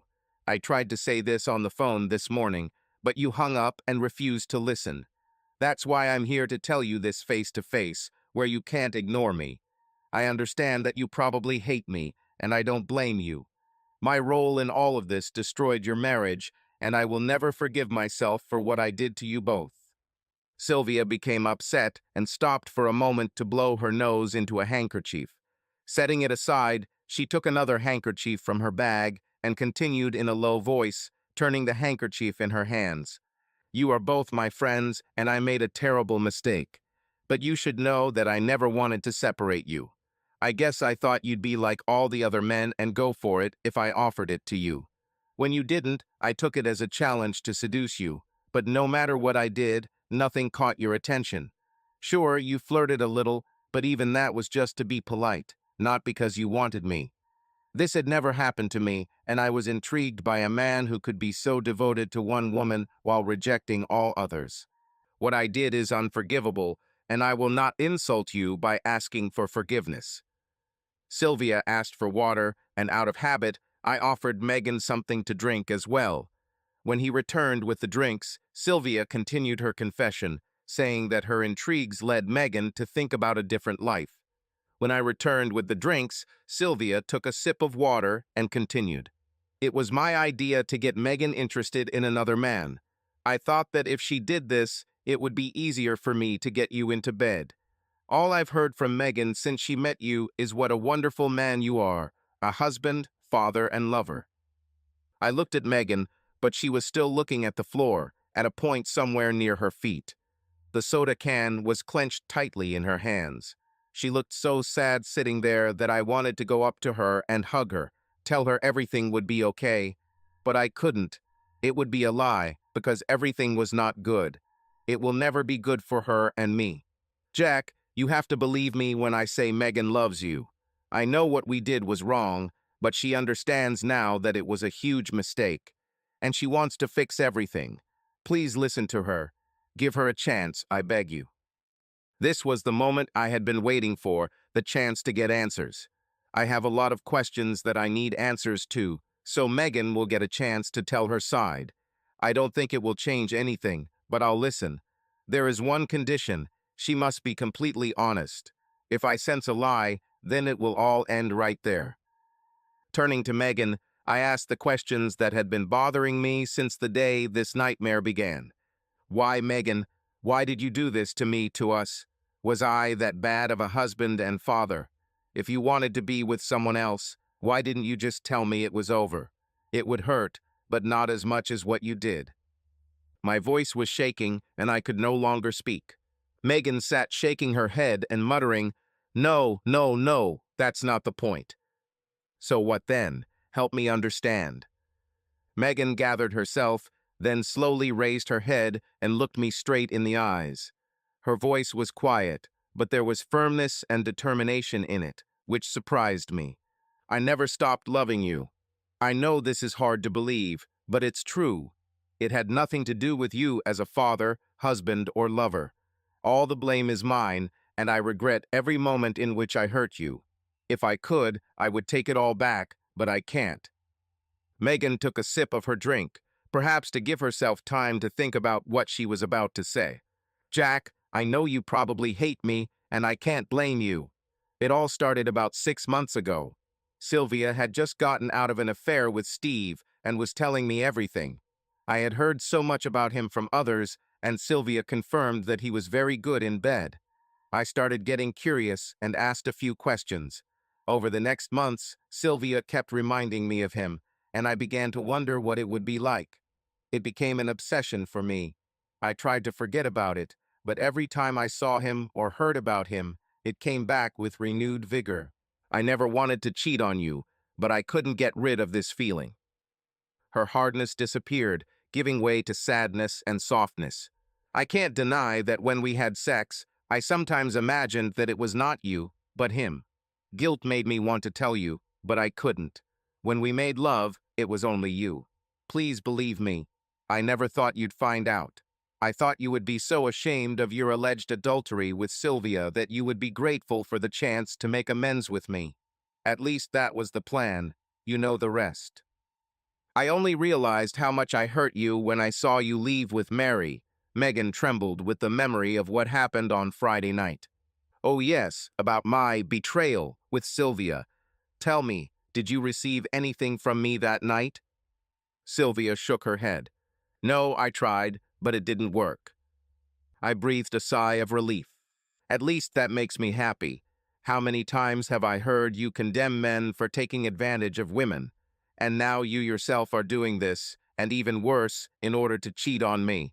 I don't know if I hate you, but I do know that I really don't like what you did." Megan gathered her courage again and said, "Jack, I know I don't deserve this, but could you please give me one more chance to prove to you how much I love you? Give me a chance to restore the trust you had in me." These last words reminded me of what my father said earlier. Now I was completely confused. On the one hand, I wanted to kick her out into the street. On the other hand, I understood that I still loved her and did not want to lose her. We both needed time to figure it out. "I can't forgive you." Megan's face turned pale as I said those words. "At least for now. I need time to think things over and sort out my feelings. I really don't know what I want to do. If I had to decide now, you would have left today, so don't pressure me to answer." The suggestion that there was still a chance for us did not pass by any of the women. "Okay, let's take a break and see what happens next when we have time to think about everything. Let's take our time." Megan grabbed onto this thin thread of hope. "I'll pack my things and leave. But I have one request. Please give me the opportunity to see our children. Don't use them as weapons against me." I shook my head. "How could you think that I'm capable of this? I would never use children against you. It would hurt them too much." Megan's response surprised me even more. "You've done a lot of things lately that I never thought you were capable of. It's not like you don't have a reason. I saw a side of you I didn't know existed, and I'm not sure I like it. I don't blame you. It's my fault that this side of you came out." There was silence. Both sides said everything they wanted. A minute later, Megan and Sylvia went upstairs to gather her things, leaving me to ponder her last words. When they returned, Sylvia loaded her bags into the car and Megan returned to the living room. "Jack, could you put the divorce on hold for now, at least until we decide if we can fix something?" I shook my head. "No, I think it's best to continue. Knowing how lawyers work, it will take about 6 months before everything is final. We will have time to think about the future, if we have it. If not, then it's better that we can move on quickly." Megan accepted my words with sadness. "Yes, I understand what you mean. Okay, then I have to go." When she turned to leave, I called her back. "Megan, if you want, you can visit the kids every other weekend and call them during the week." "Thank you, I will do so. Kiss them for me and tell them that Mommy loves them." "I'll tell you." With these words, she left. Megan. Closing the door, I walked toward Sylvia's car, my eyes blurry despite my attempts to keep from crying. I barely had time to get into the car before tears flowed from my eyes.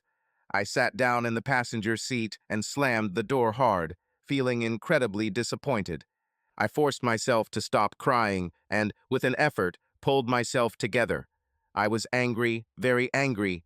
I was angry at Jack for not loving me enough to try to save our marriage. I was angry at Sylvia for getting me into this situation. But most of all, I was angry at myself for putting us in this position. Not trusting my voice, I sat looking out the window while Sylvia drove out of the entrance. When we pulled out onto the street, Sylvia turned to me and asked, "Are you sure you want to go to your parents? You know you can stay with me as long as you want if you want." Shaking my head, I whispered through pursed lips, "No, I need space and time to figure all this out. I need a neutral place where I can rest. I'm not going to give up on our marriage, even if Jack has already given up. If I'm going to regain his trust, I need to prove to him that I'm not cheating anymore.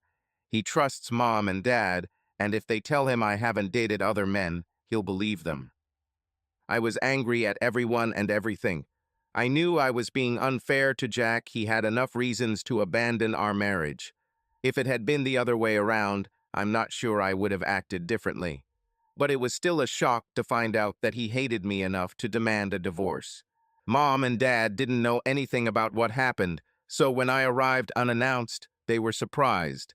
I briefly told them what happened, telling them that I cheated on Jack and that he was filing for divorce. Dad was confused and wanted an explanation.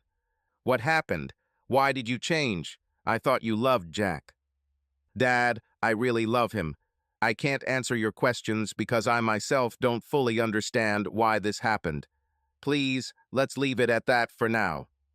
Mom, as always, became a calming force in their marriage. "Not now, Andrew. There will be time to discuss everything. Don't you see how hard it is for her? Come on, Megs. I'll help you with your things and get you settled in your old room, and then we'll talk." Taking one of the bags, she headed upstairs. As I followed her, I noticed how difficult it was for her to climb the stairs.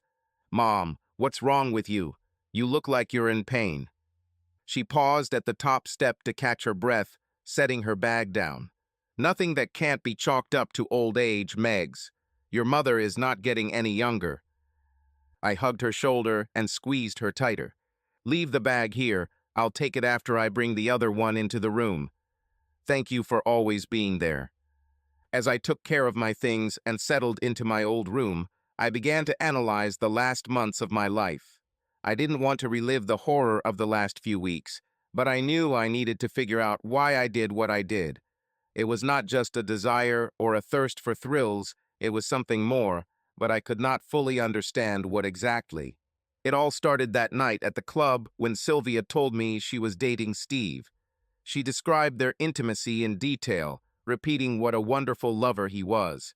I had heard rumors about Steve from other women at the club, and I must admit that I was interested. I had dated men before I met Jack, but I only had limited experience with two other guys who had even less experience than me.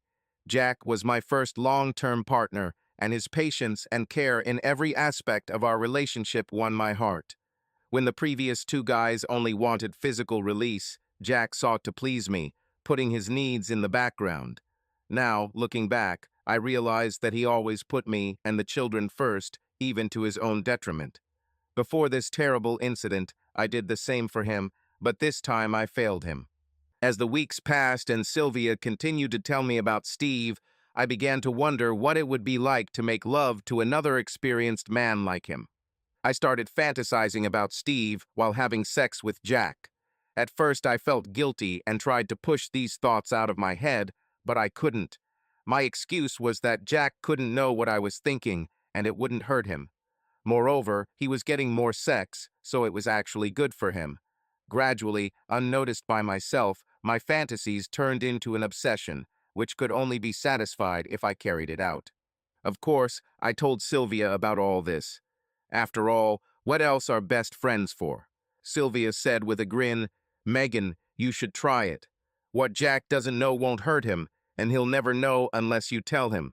Moreover, He owes this to you after everything you have done for him and the children."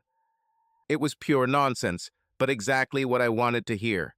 Therefore, everything seemed logical to me. I didn't realize at the time that Sylvia was doing this to seduce Jack. Looking back, I see how it was. She still wanted revenge on her scumbag husband who left her for a younger model. To her, all men existed only to be used and then thrown away, just as they had done to her. If I had realized this then, perhaps I could have stopped everything before it got out of control. The plan was the easy part. I was watching a rerun of an old TV show where a man was convinced to do something illegal by making him think his daughter was in danger. In fact, she was safe. It was just that the whole situation was in his head. I thought that if Jack thought he might lose me, he would do anything to save our marriage, including allowing me to sleep with someone else. That's it. The plan was ready. I discussed it with Sylvia, and she suggested trying to seduce Jack.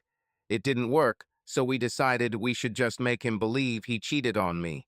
I have to admit, the thought of Jack sleeping with Sylvia made me jealous, and I almost gave up on the plan, but the fantasy was too much for me. My obsession, the criminality of my plan, and the excitement of being part of the scheme drove me into an almost sexual frenzy in the last 2 weeks before the party. I was afraid that Jack would start asking questions about why I wanted sex so badly all the time. I shouldn't have worried. He was still as trusting and caring as he always was. When he returned home after the party, his face was a mask of pain, and I couldn't look at him. I realized how much I had hurt him, and that worse was yet to come. I wanted to stop, but I couldn't tell him the truth, so I continued the deception. To be honest, sex with Steve was disappointing. Sex with Steve was purely for his own pleasure. I took a secondary place. Only after a while did I understand why. Steve was on his ego trip and was trying to make Jack look bad by calling him a weakling. At first I supported him, but over time his behavior began to irritate me, and I could not stand it any longer. "Steve," I screamed at him, "we both know Jack had no say in this, and that doesn't make him a weakling.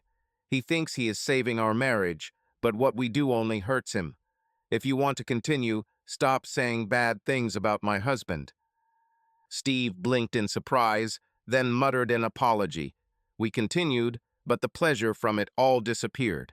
Later that night, I woke up to an empty bed. Steve had gotten dressed and left without saying thank you or goodbye. I felt like a woman of easy virtue. Did he have a desire to leave money on the nightstand as a client? Looking back, it was no better than I deserved, but in the moment it made me feel used. I needed to take a shower, and then I decided to talk to Jack and tell him that this was over, that everything could go back to normal. But he wasn't there, and I panicked. I thought he had left me, but his things were still in the closet. I tried to call his cell phone, but it was switched off, so I called Sylvia just to talk. Her advice was to continue, otherwise he might suspect something was wrong. Like a lamb to the slaughter, I allowed myself to be drawn even deeper into this nightmare. And then, that Friday, everything collapsed. He knew everything. The divorce papers and his engagement ring were the surprises he had planned. And Mary, of course. Mary, my rival for Jack, seemed to have finally won. I wanted to blame Sylvia, Steve, Jack, anyone but myself, but I couldn't. It was my fault, and only I could fix it. But was it fixable?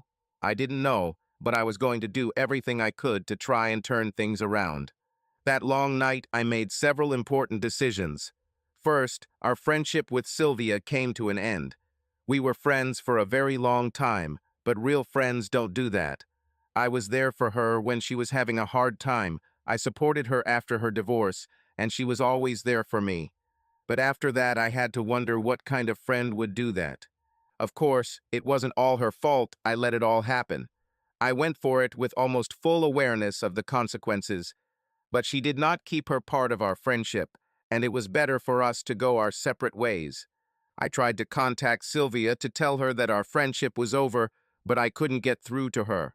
She didn't answer the phone, her cell phone was switched off, and she took time off from work. After 2 weeks, I gave up. A few weeks later, another unpleasant surprise awaited me. Steve somehow found me and showed up at my parents' house one Saturday asking for me. Mom opened the door, not knowing who he was, and called me. When I saw him, a wave of anger swept through my body.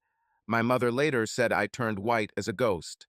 "What do you need?" My voice trembled with rage. "I heard he kicked you out, and my bitch wife did the same to me. I thought if you have nothing better to do." His voice took on a playful tone. "Maybe we could meet. Well, you know what I mean." The smirk on his face brought back unpleasant memories of that night, and none of them were pleasant. "Steve, I'm not interested in seeing you anymore. If you were the last man on earth, I would run as far as possible. Now I ask you politely, leave and don't appear in my life again." His face darkened, and the expression of amusement gave way to rage. "A cheap woman of easy virtue who thinks too much of herself. You got me into this shit, and now you're too good to have sex with me again. This is not the end. I will make sure everyone in the club knows what an easy target you are." His voice broke before he finished his threat. "You heard what my daughter said. Now get lost. If you try to carry out your threat, you will have to deal with me." I turned around to see Dad standing behind me in his police uniform, his right hand resting on his gun holster. Steve turned pale, turned around, and almost ran to his car. "Dad, you shouldn't have interfered. I could have dealt with him myself." He smiled. "I know, but I wanted him to understand that when he messes with you, he has his whole family to deal with." "Thank you, Dad, for everything.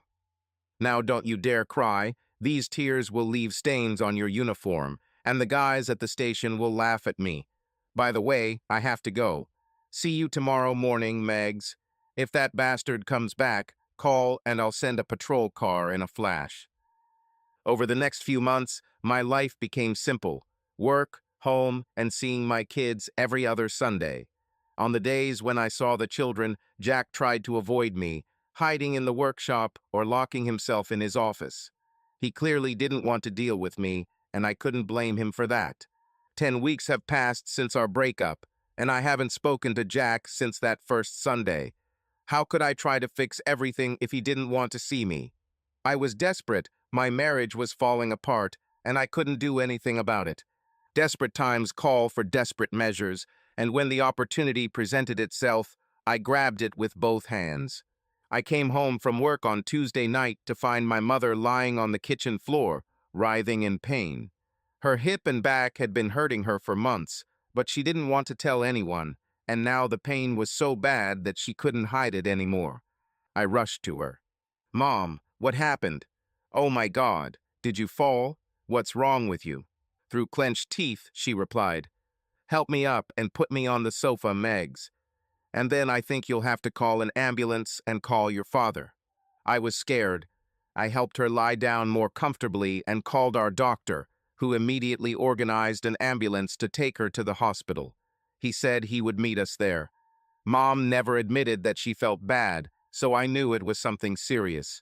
I should have made her tell me everything the day I visited them. Another feeling of guilt was added to my internal burden. We sat and talked while we waited for the ambulance and Dad. "Mom, why didn't you tell us earlier? Do you know what's wrong with you? How long did you put up with this?" She raised her hand to stop my flow of questions. "Megs, not so fast. Give me a chance to answer." "How long?" "About 4 or 5 months. I don't know what's wrong with me. I just thought it was old age taking its toll. I took painkillers, but they don't help anymore. I couldn't tell you you already have enough problems of your own. But I didn't want to tell Dad. You know how restless he is. And in general, this is probably nothing." Mom winced in pain, and I adjusted the pillow, helping her get more comfortable. "Well, this is certainly not the best way to find out the truth, Mom. Everything would have been much easier if you had told us earlier. Now just lie still until the ambulance arrives." Dad and the ambulance arrived almost simultaneously. I explained everything I could to Dad while the doctors examined Mom and prepared her for transport. As they laid her down on the gurney, Dad leaned over and kissed her on the cheek. "Don't worry, I'll be there." His voice broke. "I'll always be with you." Mom winked at him, despite the pain. "I know, dear, and I will be with you too." The hospital was 30 minutes away, and the road passed through some of the city's busiest streets, but we got there in 23 minutes. At every intersection, we were accompanied by police cars, which blocked traffic for the ambulance. Dad later said that almost all the police station cars were used. Dad was one of the most respected sergeants in the department, and when his colleagues learned that his wife was going to the hospital, they did everything they could to help. I had an image in my head of Moses parting the waters of the Red Sea. Funny, what you think about in stressful situations. Over the next few days, my mother went through numerous tests and tests. She was given endless injections. Blood was drawn. Each step added to her discomfort and increased our anxiety. On Friday, when I went to see her, she was unusually quiet. "Hey, Mom, what happened? Did you find something bad?" My mother, as always, tried to avoid the topic of her problems. "You know, Megs, your dad and I haven't seen the kids since you and Jack broke up. Could you persuade him to bring them to visit soon? Only if you tell me what's really wrong with you." Giving up, she quietly replied, "Fine. They found some kind of tumor on my spine and hip." Mom squeezed my hand, and I realized how weak it was. Doctors don't yet know whether it is benign or malignant, but in any case, when it is removed, there is a possibility that it will hit the nerves and I may lose some mobility. How much this will affect me, they can't say yet. Does Dad know? Yes, and he is very worried. He blames himself for not insisting that I go to the doctor sooner. Of course, it's not his fault, but he doesn't listen to me. He went for a walk to calm down. "Don't worry about him, Mom. I'll take care of him while you recover. Now rest, I'll go look for Dad. I'm sure Jack will let the kids come to you. I'll ask him as soon as I can." Kissing my mother on the cheek, I left the room, looking back to see her almost drowned in a huge hospital bed. The light blue blanket only emphasized her pale face. When I went to look for my dad, I understood that he would blame himself, but I wondered how much of this was my fault. I destroyed my marriage and brought my problems into my parents' house. Stress may have been the reason for what happened to my mother. Well, if she wants to see the kids, I have to convince Jack to bring them.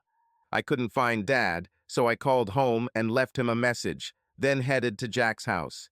It was already late, but the lights were on in the house and music was coming from the living room. I knocked on the door and waited for Jack to open. It all seemed so strange knocking on the door of your own house. Although this was no longer my home, there was still a feeling of strangeness.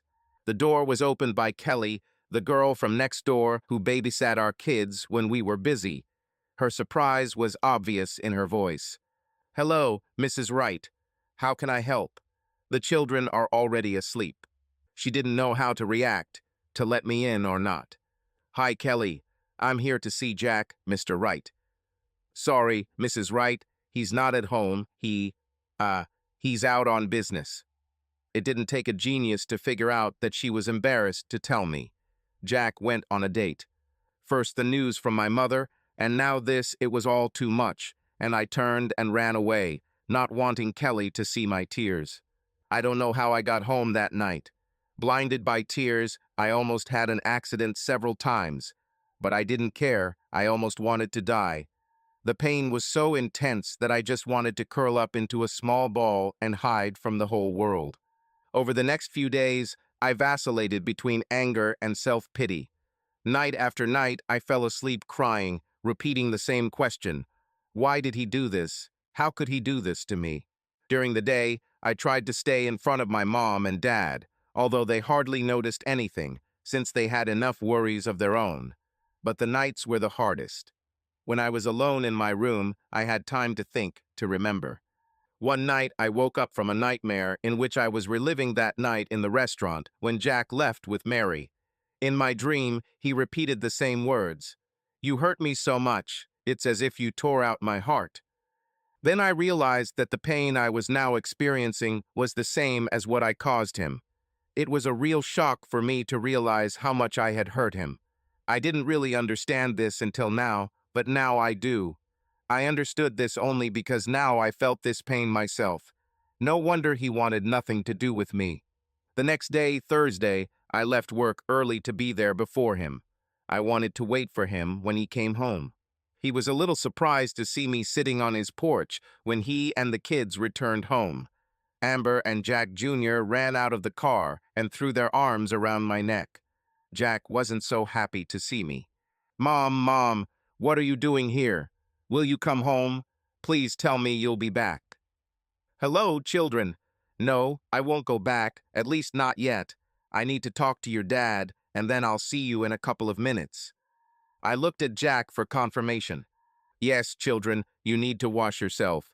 Amber, you can help Jack Jr. Mom, and I will be in the living room if you need anything. Megan, you better come in." The children ran into the house, and Jack Jr. sternly told Amber that he was old enough to wash himself, and that he did not need her help. They grew quickly, and I missed important moments in this process. As we settled down on the sofa, I was overcome with anxiety again and began to tremble, remembering that terrible Sunday. Jack's stern voice brought me back to reality. "Well, Megan, what do you want to tell me?" Forcing my voice to sound firm, I replied, "Jack, I have 2 questions. The first is that my mom is in the hospital. She just had back and hip surgery, and she wants to see the kids. I promised that I would ask you if they could visit her in the hospital." Jack's indifference turned to concern. "What happened to your mom? Is she okay? What operation? Why didn't you tell me earlier? Of course she can see the children. What happened between us doesn't change how I feel about your parents. You know I've always liked them." I briefly told him what happened to my mother. Halfway through the conversation, he excused himself and went to check what the kids were doing, returning to say that they were playing a new video game that he had bought for them. He saw how upset I was and softened. "Looks like you could use some coffee. Wait, I'll do it for both of us. It won't bother me." Returning with 2 cups, he sat down opposite me, and I noticed that he had taken off his tie. "You said you had 2 questions?" "Yes, there is one more thing. Jack, now I understand how much I hurt you. I finally understand what you've been through. It took me knowing you were seeing another woman to understand how you must have felt. The thought of you with another woman was the last thing I wanted to know. I just wanted to die." Pausing to take a sip of coffee, I collected my thoughts and continued. "You asked why I didn't tell you sooner, so I was going to. I came to your house, but you were on a date. Kelly told me. Don't blame her, it's not her fault, she just let it slip. When I stopped feeling sorry for myself, it dawned on me that what I was feeling was the same thing I put you through." Jack listened to me carefully, not understanding where I was going. "Jack, I already told you that I still love you, and what I did was a huge mistake. Now I understand that it was more than a mistake. It was a stupid, selfish act that cost me the most precious person in my life. I have no excuses for what I did. I'm not even sure I fully understand why I did it. But I know I owe you an apology for everything I put you through. I sincerely apologize. I know this won't make up for my guilt, but I'm truly sorry. I never thought you would suffer like this. I guess I just didn't think about the consequences." Jack still doubted whether to trust me. My cheating made him suspicious, and he wasn't ready to believe me, let alone trust me again. "Is this another one of your and Sylvia's tricks to get back on my list of good people?" Uncertainty sounded in every word. "No, I haven't seen or spoken to Sylvia since the Sunday we came here. She seems to have disappeared. I tried to call her to tell her that our friendship was over, but I couldn't reach her. I don't blame you for your suspicions, but everything I said comes from my heart. Megan, you can't just come here, apologize, and expect everything to be normal. My forgiveness is not so easily earned. If you're trying to make me feel guilty, it won't work. As I said, you broke our vows of fidelity when you slept with Steve. Yes, I dated other women, but I don't consider it cheating, so I have nothing to feel guilty about." My calm was not shaken, and I myself was surprised at how calm I felt. By accepting the truth of what I had done, I regained control over myself and some self-respect. "Jack, I'm not asking for your forgiveness, at least not now. I don't think I deserve it. It pains me that you date other women, but I agree that you are free to do as you please. I have lost the right to consider you mine and only mine. I can't stop trying to get you back, and I ask only one thing. Don't close all the doors in front of me. Give me a chance to prove that I am serious. Let me try to earn your forgiveness." Jack was silent, looking at the floor. Jack sat silently, looking at the floor. His head swayed slowly from side to side as his strong right hand rubbed his unshaven chin. All the internal struggle was written on his face. I gave him the time he needed because there was nothing else I could do at that moment. Jack cleared his throat to clear his throat, a habit he had picked up from his father. "Megan, I just don't know. More than anything, I want us to be a family again like before, but I know that this is impossible. I want to forgive you, but the memories of what you did prevent me from doing so. I want to trust you again, but how can I do this?" Jack stood up, and from his posture, I realized that our conversation was over. "I'll go cook dinner for the children. If you want, you can talk to them while I do this. You can stay and have dinner with us if you want. I know the children will be very happy to see you." I stayed, and that evening the conversation at the table concerned only my mother and her condition. The children were upset that she was sick, but were happy that they would see her soon. Being still small, they could not understand the seriousness of the situation. Jack was concerned about my father and asked me to tell him that his door was always open for them. "Tell your parents that Amber and Jack Jr. are their grandchildren, and I'm not going to stop them from seeing each other." It was almost like before when we were a family. We ate, I helped with the cleaning, and then I put the kids to bed. When we got back downstairs, I started getting ready. Jack just watched me. I so wanted him to ask me to stay, but I knew he wouldn't. Even if he wanted to, he couldn't. He walked me to the door and said quietly, "Tell your parents I'm thinking about them, and they are in my prayers. I'm sure your mom will get better. She's a strong woman and will fight. I'll take the kids tomorrow if that suits you." "Yes, of course, it will suit you. She really wants to see them, just like Dad." Opening the door, I impulsively turned around and kissed him tenderly on the cheek. For the first time since we parted, he didn't turn away or shrink from my touch. He accepted my kiss, but did not return it. At least he didn't completely reject me, that was something. I was almost to the car when he called me. "Megan, I enjoyed this evening, and I know the children did too. Thank you for staying." A small ray of hope illuminated my dark world. Like the first ray of sunshine after a storm, it gave me hope for a better future. I was well aware that, like after any storm, there would be a lot of cleaning up work to be done before things got better. But I was ready to do whatever was necessary.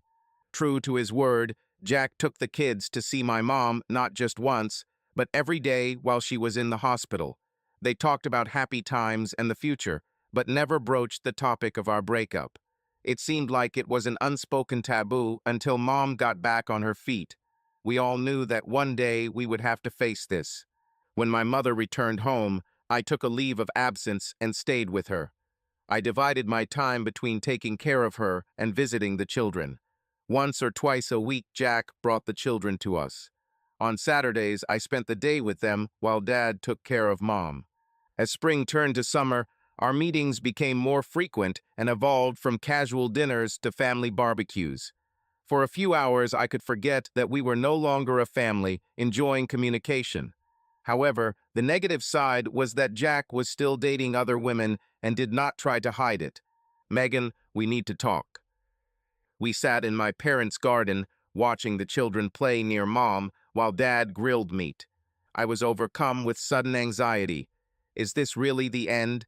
Is he really going to say that it's over and that he's found someone else? Our divorce was moving forward, and I expected that I would receive the final documents soon. "Okay, Jack, let's go inside. I'll ask Dad to look after the children so they don't disturb us." When we walked in, we sat down at the kitchen table. I fully expected him to sit opposite me, but instead he sat next to me.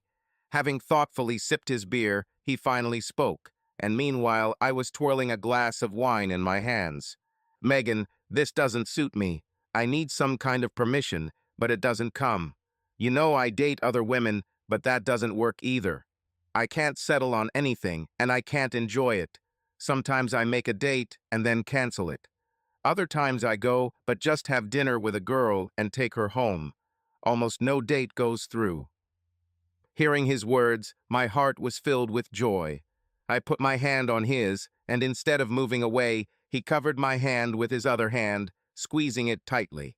Jack smiled sadly and continued, "Megan, I've been going to a psychologist for the last month to try to get through this. Dave and Betty were very helpful and advised me to seek professional help. My psychologist advised me to have joint sessions to find answers to my questions." I immediately grabbed this chance and readily replied, "Of course, I will go with you.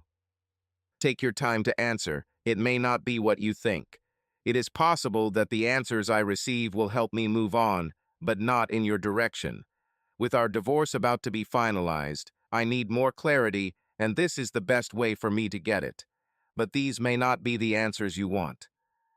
I tried to make my smile look confident, although in reality I felt far from it. "I know, but this is what you need. It's the least I can do for you. I'm ready to take the risk. Who knows, maybe everything will work out. I'm ready to try. Now we'd better get back to the kids." Jack smiled and nodded. Getting up, I followed him outside, away from sad thoughts. We went to therapy for the next 3 months, sometimes together, sometimes separately. Initially, this was only supposed to be for Jake's sake, so that he would find the answers he needed to complete this stage of life. But with each session, I myself found answers to my questions. These answers didn't make me any happier, but at least I began to understand why I did what I did. And now Jack understood this too. Our life together became simple, almost sterile. The excitement and fun of youth was replaced by predictable behavior. It turned out that I was trying to add something forbidden and spicy to my life.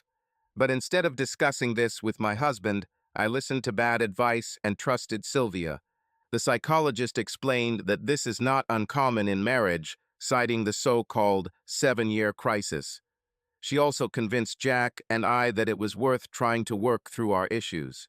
Guys, I listened to both of you for a long time, and I can say with confidence, you still love each other. Megan, you know it, but Jack, you know it, but you need to accept it. I'm not saying it will be easy, but it will be easier than a divorce that you will regret later. She paused to give us time to absorb her words, and then continued. "Jack, when you first came to me, you were in complete despair. I watched you drown in self-pity and hopelessness. Now look at yourself. You're still angry, but at the same time you're happier again. Who or what do you think is causing this?" Without waiting for his answer, the psychologist clearly explained her thought. "You miss a full family life. Those family dinners and barbecues gave you back some of what you had lost.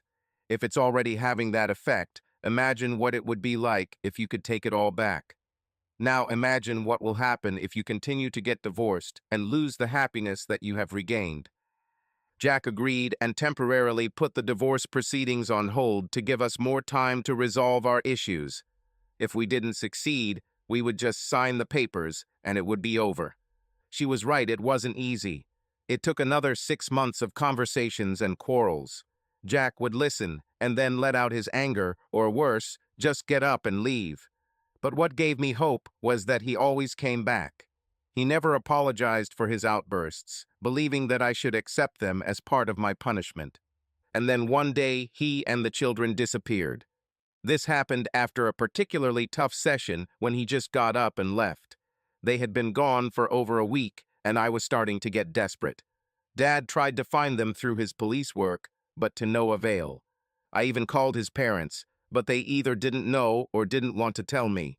They were polite but cold, and I didn't insist. I just asked if they did find out anything, to let me know that he was okay. They agreed, but I doubted they would actually tell me. Jack missed 2 sessions with a psychologist, and I couldn't believe my eyes when I walked into our appointment and saw him sitting in the waiting room. When I entered, he stood up and came to me, taking my hand and kissing me. A small kiss, not on the cheek, but on the lips. He looked different, more confident and calm, almost like his old self. I was confused and just listened, practically not taking part in the session. Jack did most of the talking, explaining where he was and why. I was furious after that last meeting. I realized that I could no longer continue like this, and I needed to leave. The next day, I called work and agreed on an unscheduled vacation, and then took the children and left. We ended up in the mountains, where we went hiking, fishing, and just walked. The kids were delighted, and it gave me the space I needed to think things through.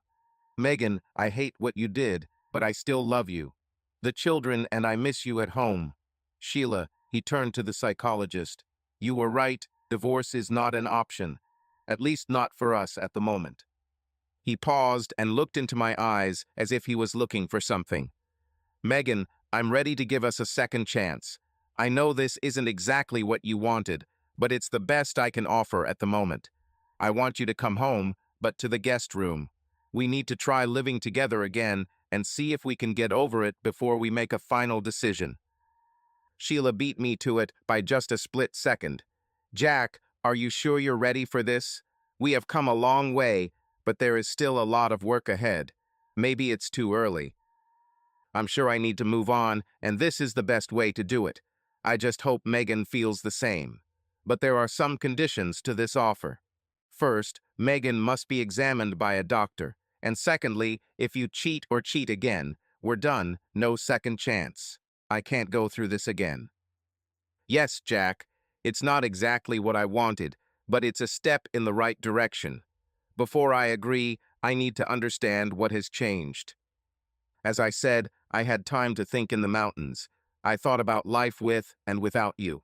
When I thought about you, I was happy. When I imagined life without you, I felt depressed, sad, and lonely. One day, I was sitting on the bank of a stream, fishing with my children. Amber caught a small trout and almost fell into the water with joy. I caught her, and at that moment it dawned on me, what if I didn't make it? She wouldn't have time to be with you. And I started crying, and the children consoled me. Amber said what we were all thinking. I wish Mom was with us. And then I told her, me too, honey, me too. And it was true, I really wanted you there with us. Jack looked at me and said those words that I had dreamed of hearing for so long. Megan, I love you. I won't be able to forget, but I think I'm finally ready to forgive. I ask only one thing. Always be honest with me. Tell me what you want. If you can do that, I think we can handle it. I was so overwhelmed with emotion that I could barely answer. It was only when I was ready to lose him that I received the second chance I had been praying for. Yes, Jack, I can do it. I will spend the rest of my life proving this to you. Jack shook his head. No, that's the worst thing you can do. It will only make me remember everything again and again. I want a partner in life, not a submissive slave who lives only to make me happy. I returned home the next weekend. We had our ups and downs, but compared to what we experienced, these were small things. Almost 4 months had passed since my return before Jack invited me back to his bed. Our first sex was desperate and far from the love I longed to feel, but it helped ease some of our fears. Gradually, over the next weeks, we returned to the tender lovemaking that I remembered and longed to return to. That night was almost like our first time. We sat on the couch and watched some old romantic movie. Jack's hand somehow ended up on my shoulder, and I pressed myself against him, resting my head on his chest. When the film ended, tears silently flowed down my cheeks. Jack kissed them, then kissed me tenderly on each cheek. We looked into each other's eyes and were overcome with a passion that we hadn't felt in a very long time. That night, lying in Jack's arms, he finally said the words that I had been waiting to hear for so long. Megan, we'll stop hiding in different rooms and hiding from the children. Move back to our bedroom. From that moment on, we became a full-fledged family again, one that I would never risk losing again. However, there was one chapter left unclosed, and it was closed a couple of months after I moved back into our bedroom. We heard a car drive into the entrance, and Jack screamed as he entered the house. Hi, Jack. I'm in the kitchen. We have a guest for dinner tonight. I hope you don't mind. Of course not. And who? His voice suddenly stopped when he saw Mary and me sitting at the table with coffee. Hello, Mary? What? He froze, confused. I decided it was time to end his torment. After you told me what Mary said, I knew I had to thank her. I knew we were never friends, but I felt like I owed her for helping me get you back. Mary chimed in. Megan came to see me one afternoon, and we went out for coffee together. Since then, we have been meeting once a week to talk and get to know each other better. We discussed it with you, of course. I continued, we became good friends. I needed a reliable friend, and I found one in Mary. I invited her to dinner so we could tell you everything together. I hope you don't mind. No, of course I don't mind, but it's a little unexpected. I think I need something stronger than coffee. Well, maybe you really should have more than one drink. I have one more surprise for you. I know I should have told you this in private, but I can't wait any longer. We will soon be a new addition to the family. I am pregnant. This probably happened in the first week when we started sleeping together again. I started taking the pills again, but they didn't have time to take effect. I hope you're not mad. Angry? What are you talking about? I'm in seventh heaven. You know that I always wanted a big family. Jack took me into his arms and kissed me. Then, remembering our guest, he released me. Sorry, Mary, but it's not every day you get the news that you're going to be a dad again. And so our life continued. My mother has fully recovered. She spent about a year in a wheelchair, but then began to get back on her feet. Now she can walk, although she gets tired quickly, and one leg always remains a little stiff. But it's still better than it could have been. Jack's parents took a long time to forgive me, and I still feel like they're waiting for me to slip up again. But this will never happen again. I heard from Sylvia many years later. She fell into a deep depression because of what she had done. During one particularly difficult moment, she called her sister to ask for advice. Fearing for her safety, her sister came and took her in. Sylvia underwent therapy for several years before she was able to move on. She eventually met and married a man, and now seems to be able to finally let go of the ghosts of her first marriage. Although we are no longer friends, she calls me every year on my birthday, and every time at the end of the conversation she apologizes again for what she did. She seems to need this to forgive herself. Every time after she calls, I tell Jack about it, and every time he responds the same way, that bitch. Jack is a caring and understanding person, but there are things that even he cannot forgive. Sylvia is one of those things for him that he can never forgive. Subscribe to our channel so that your love doesn't cheat on you, and go ahead and listen to the next story, because this story is nothing compared to the next one. If you're under 18, don't even think click to the next one.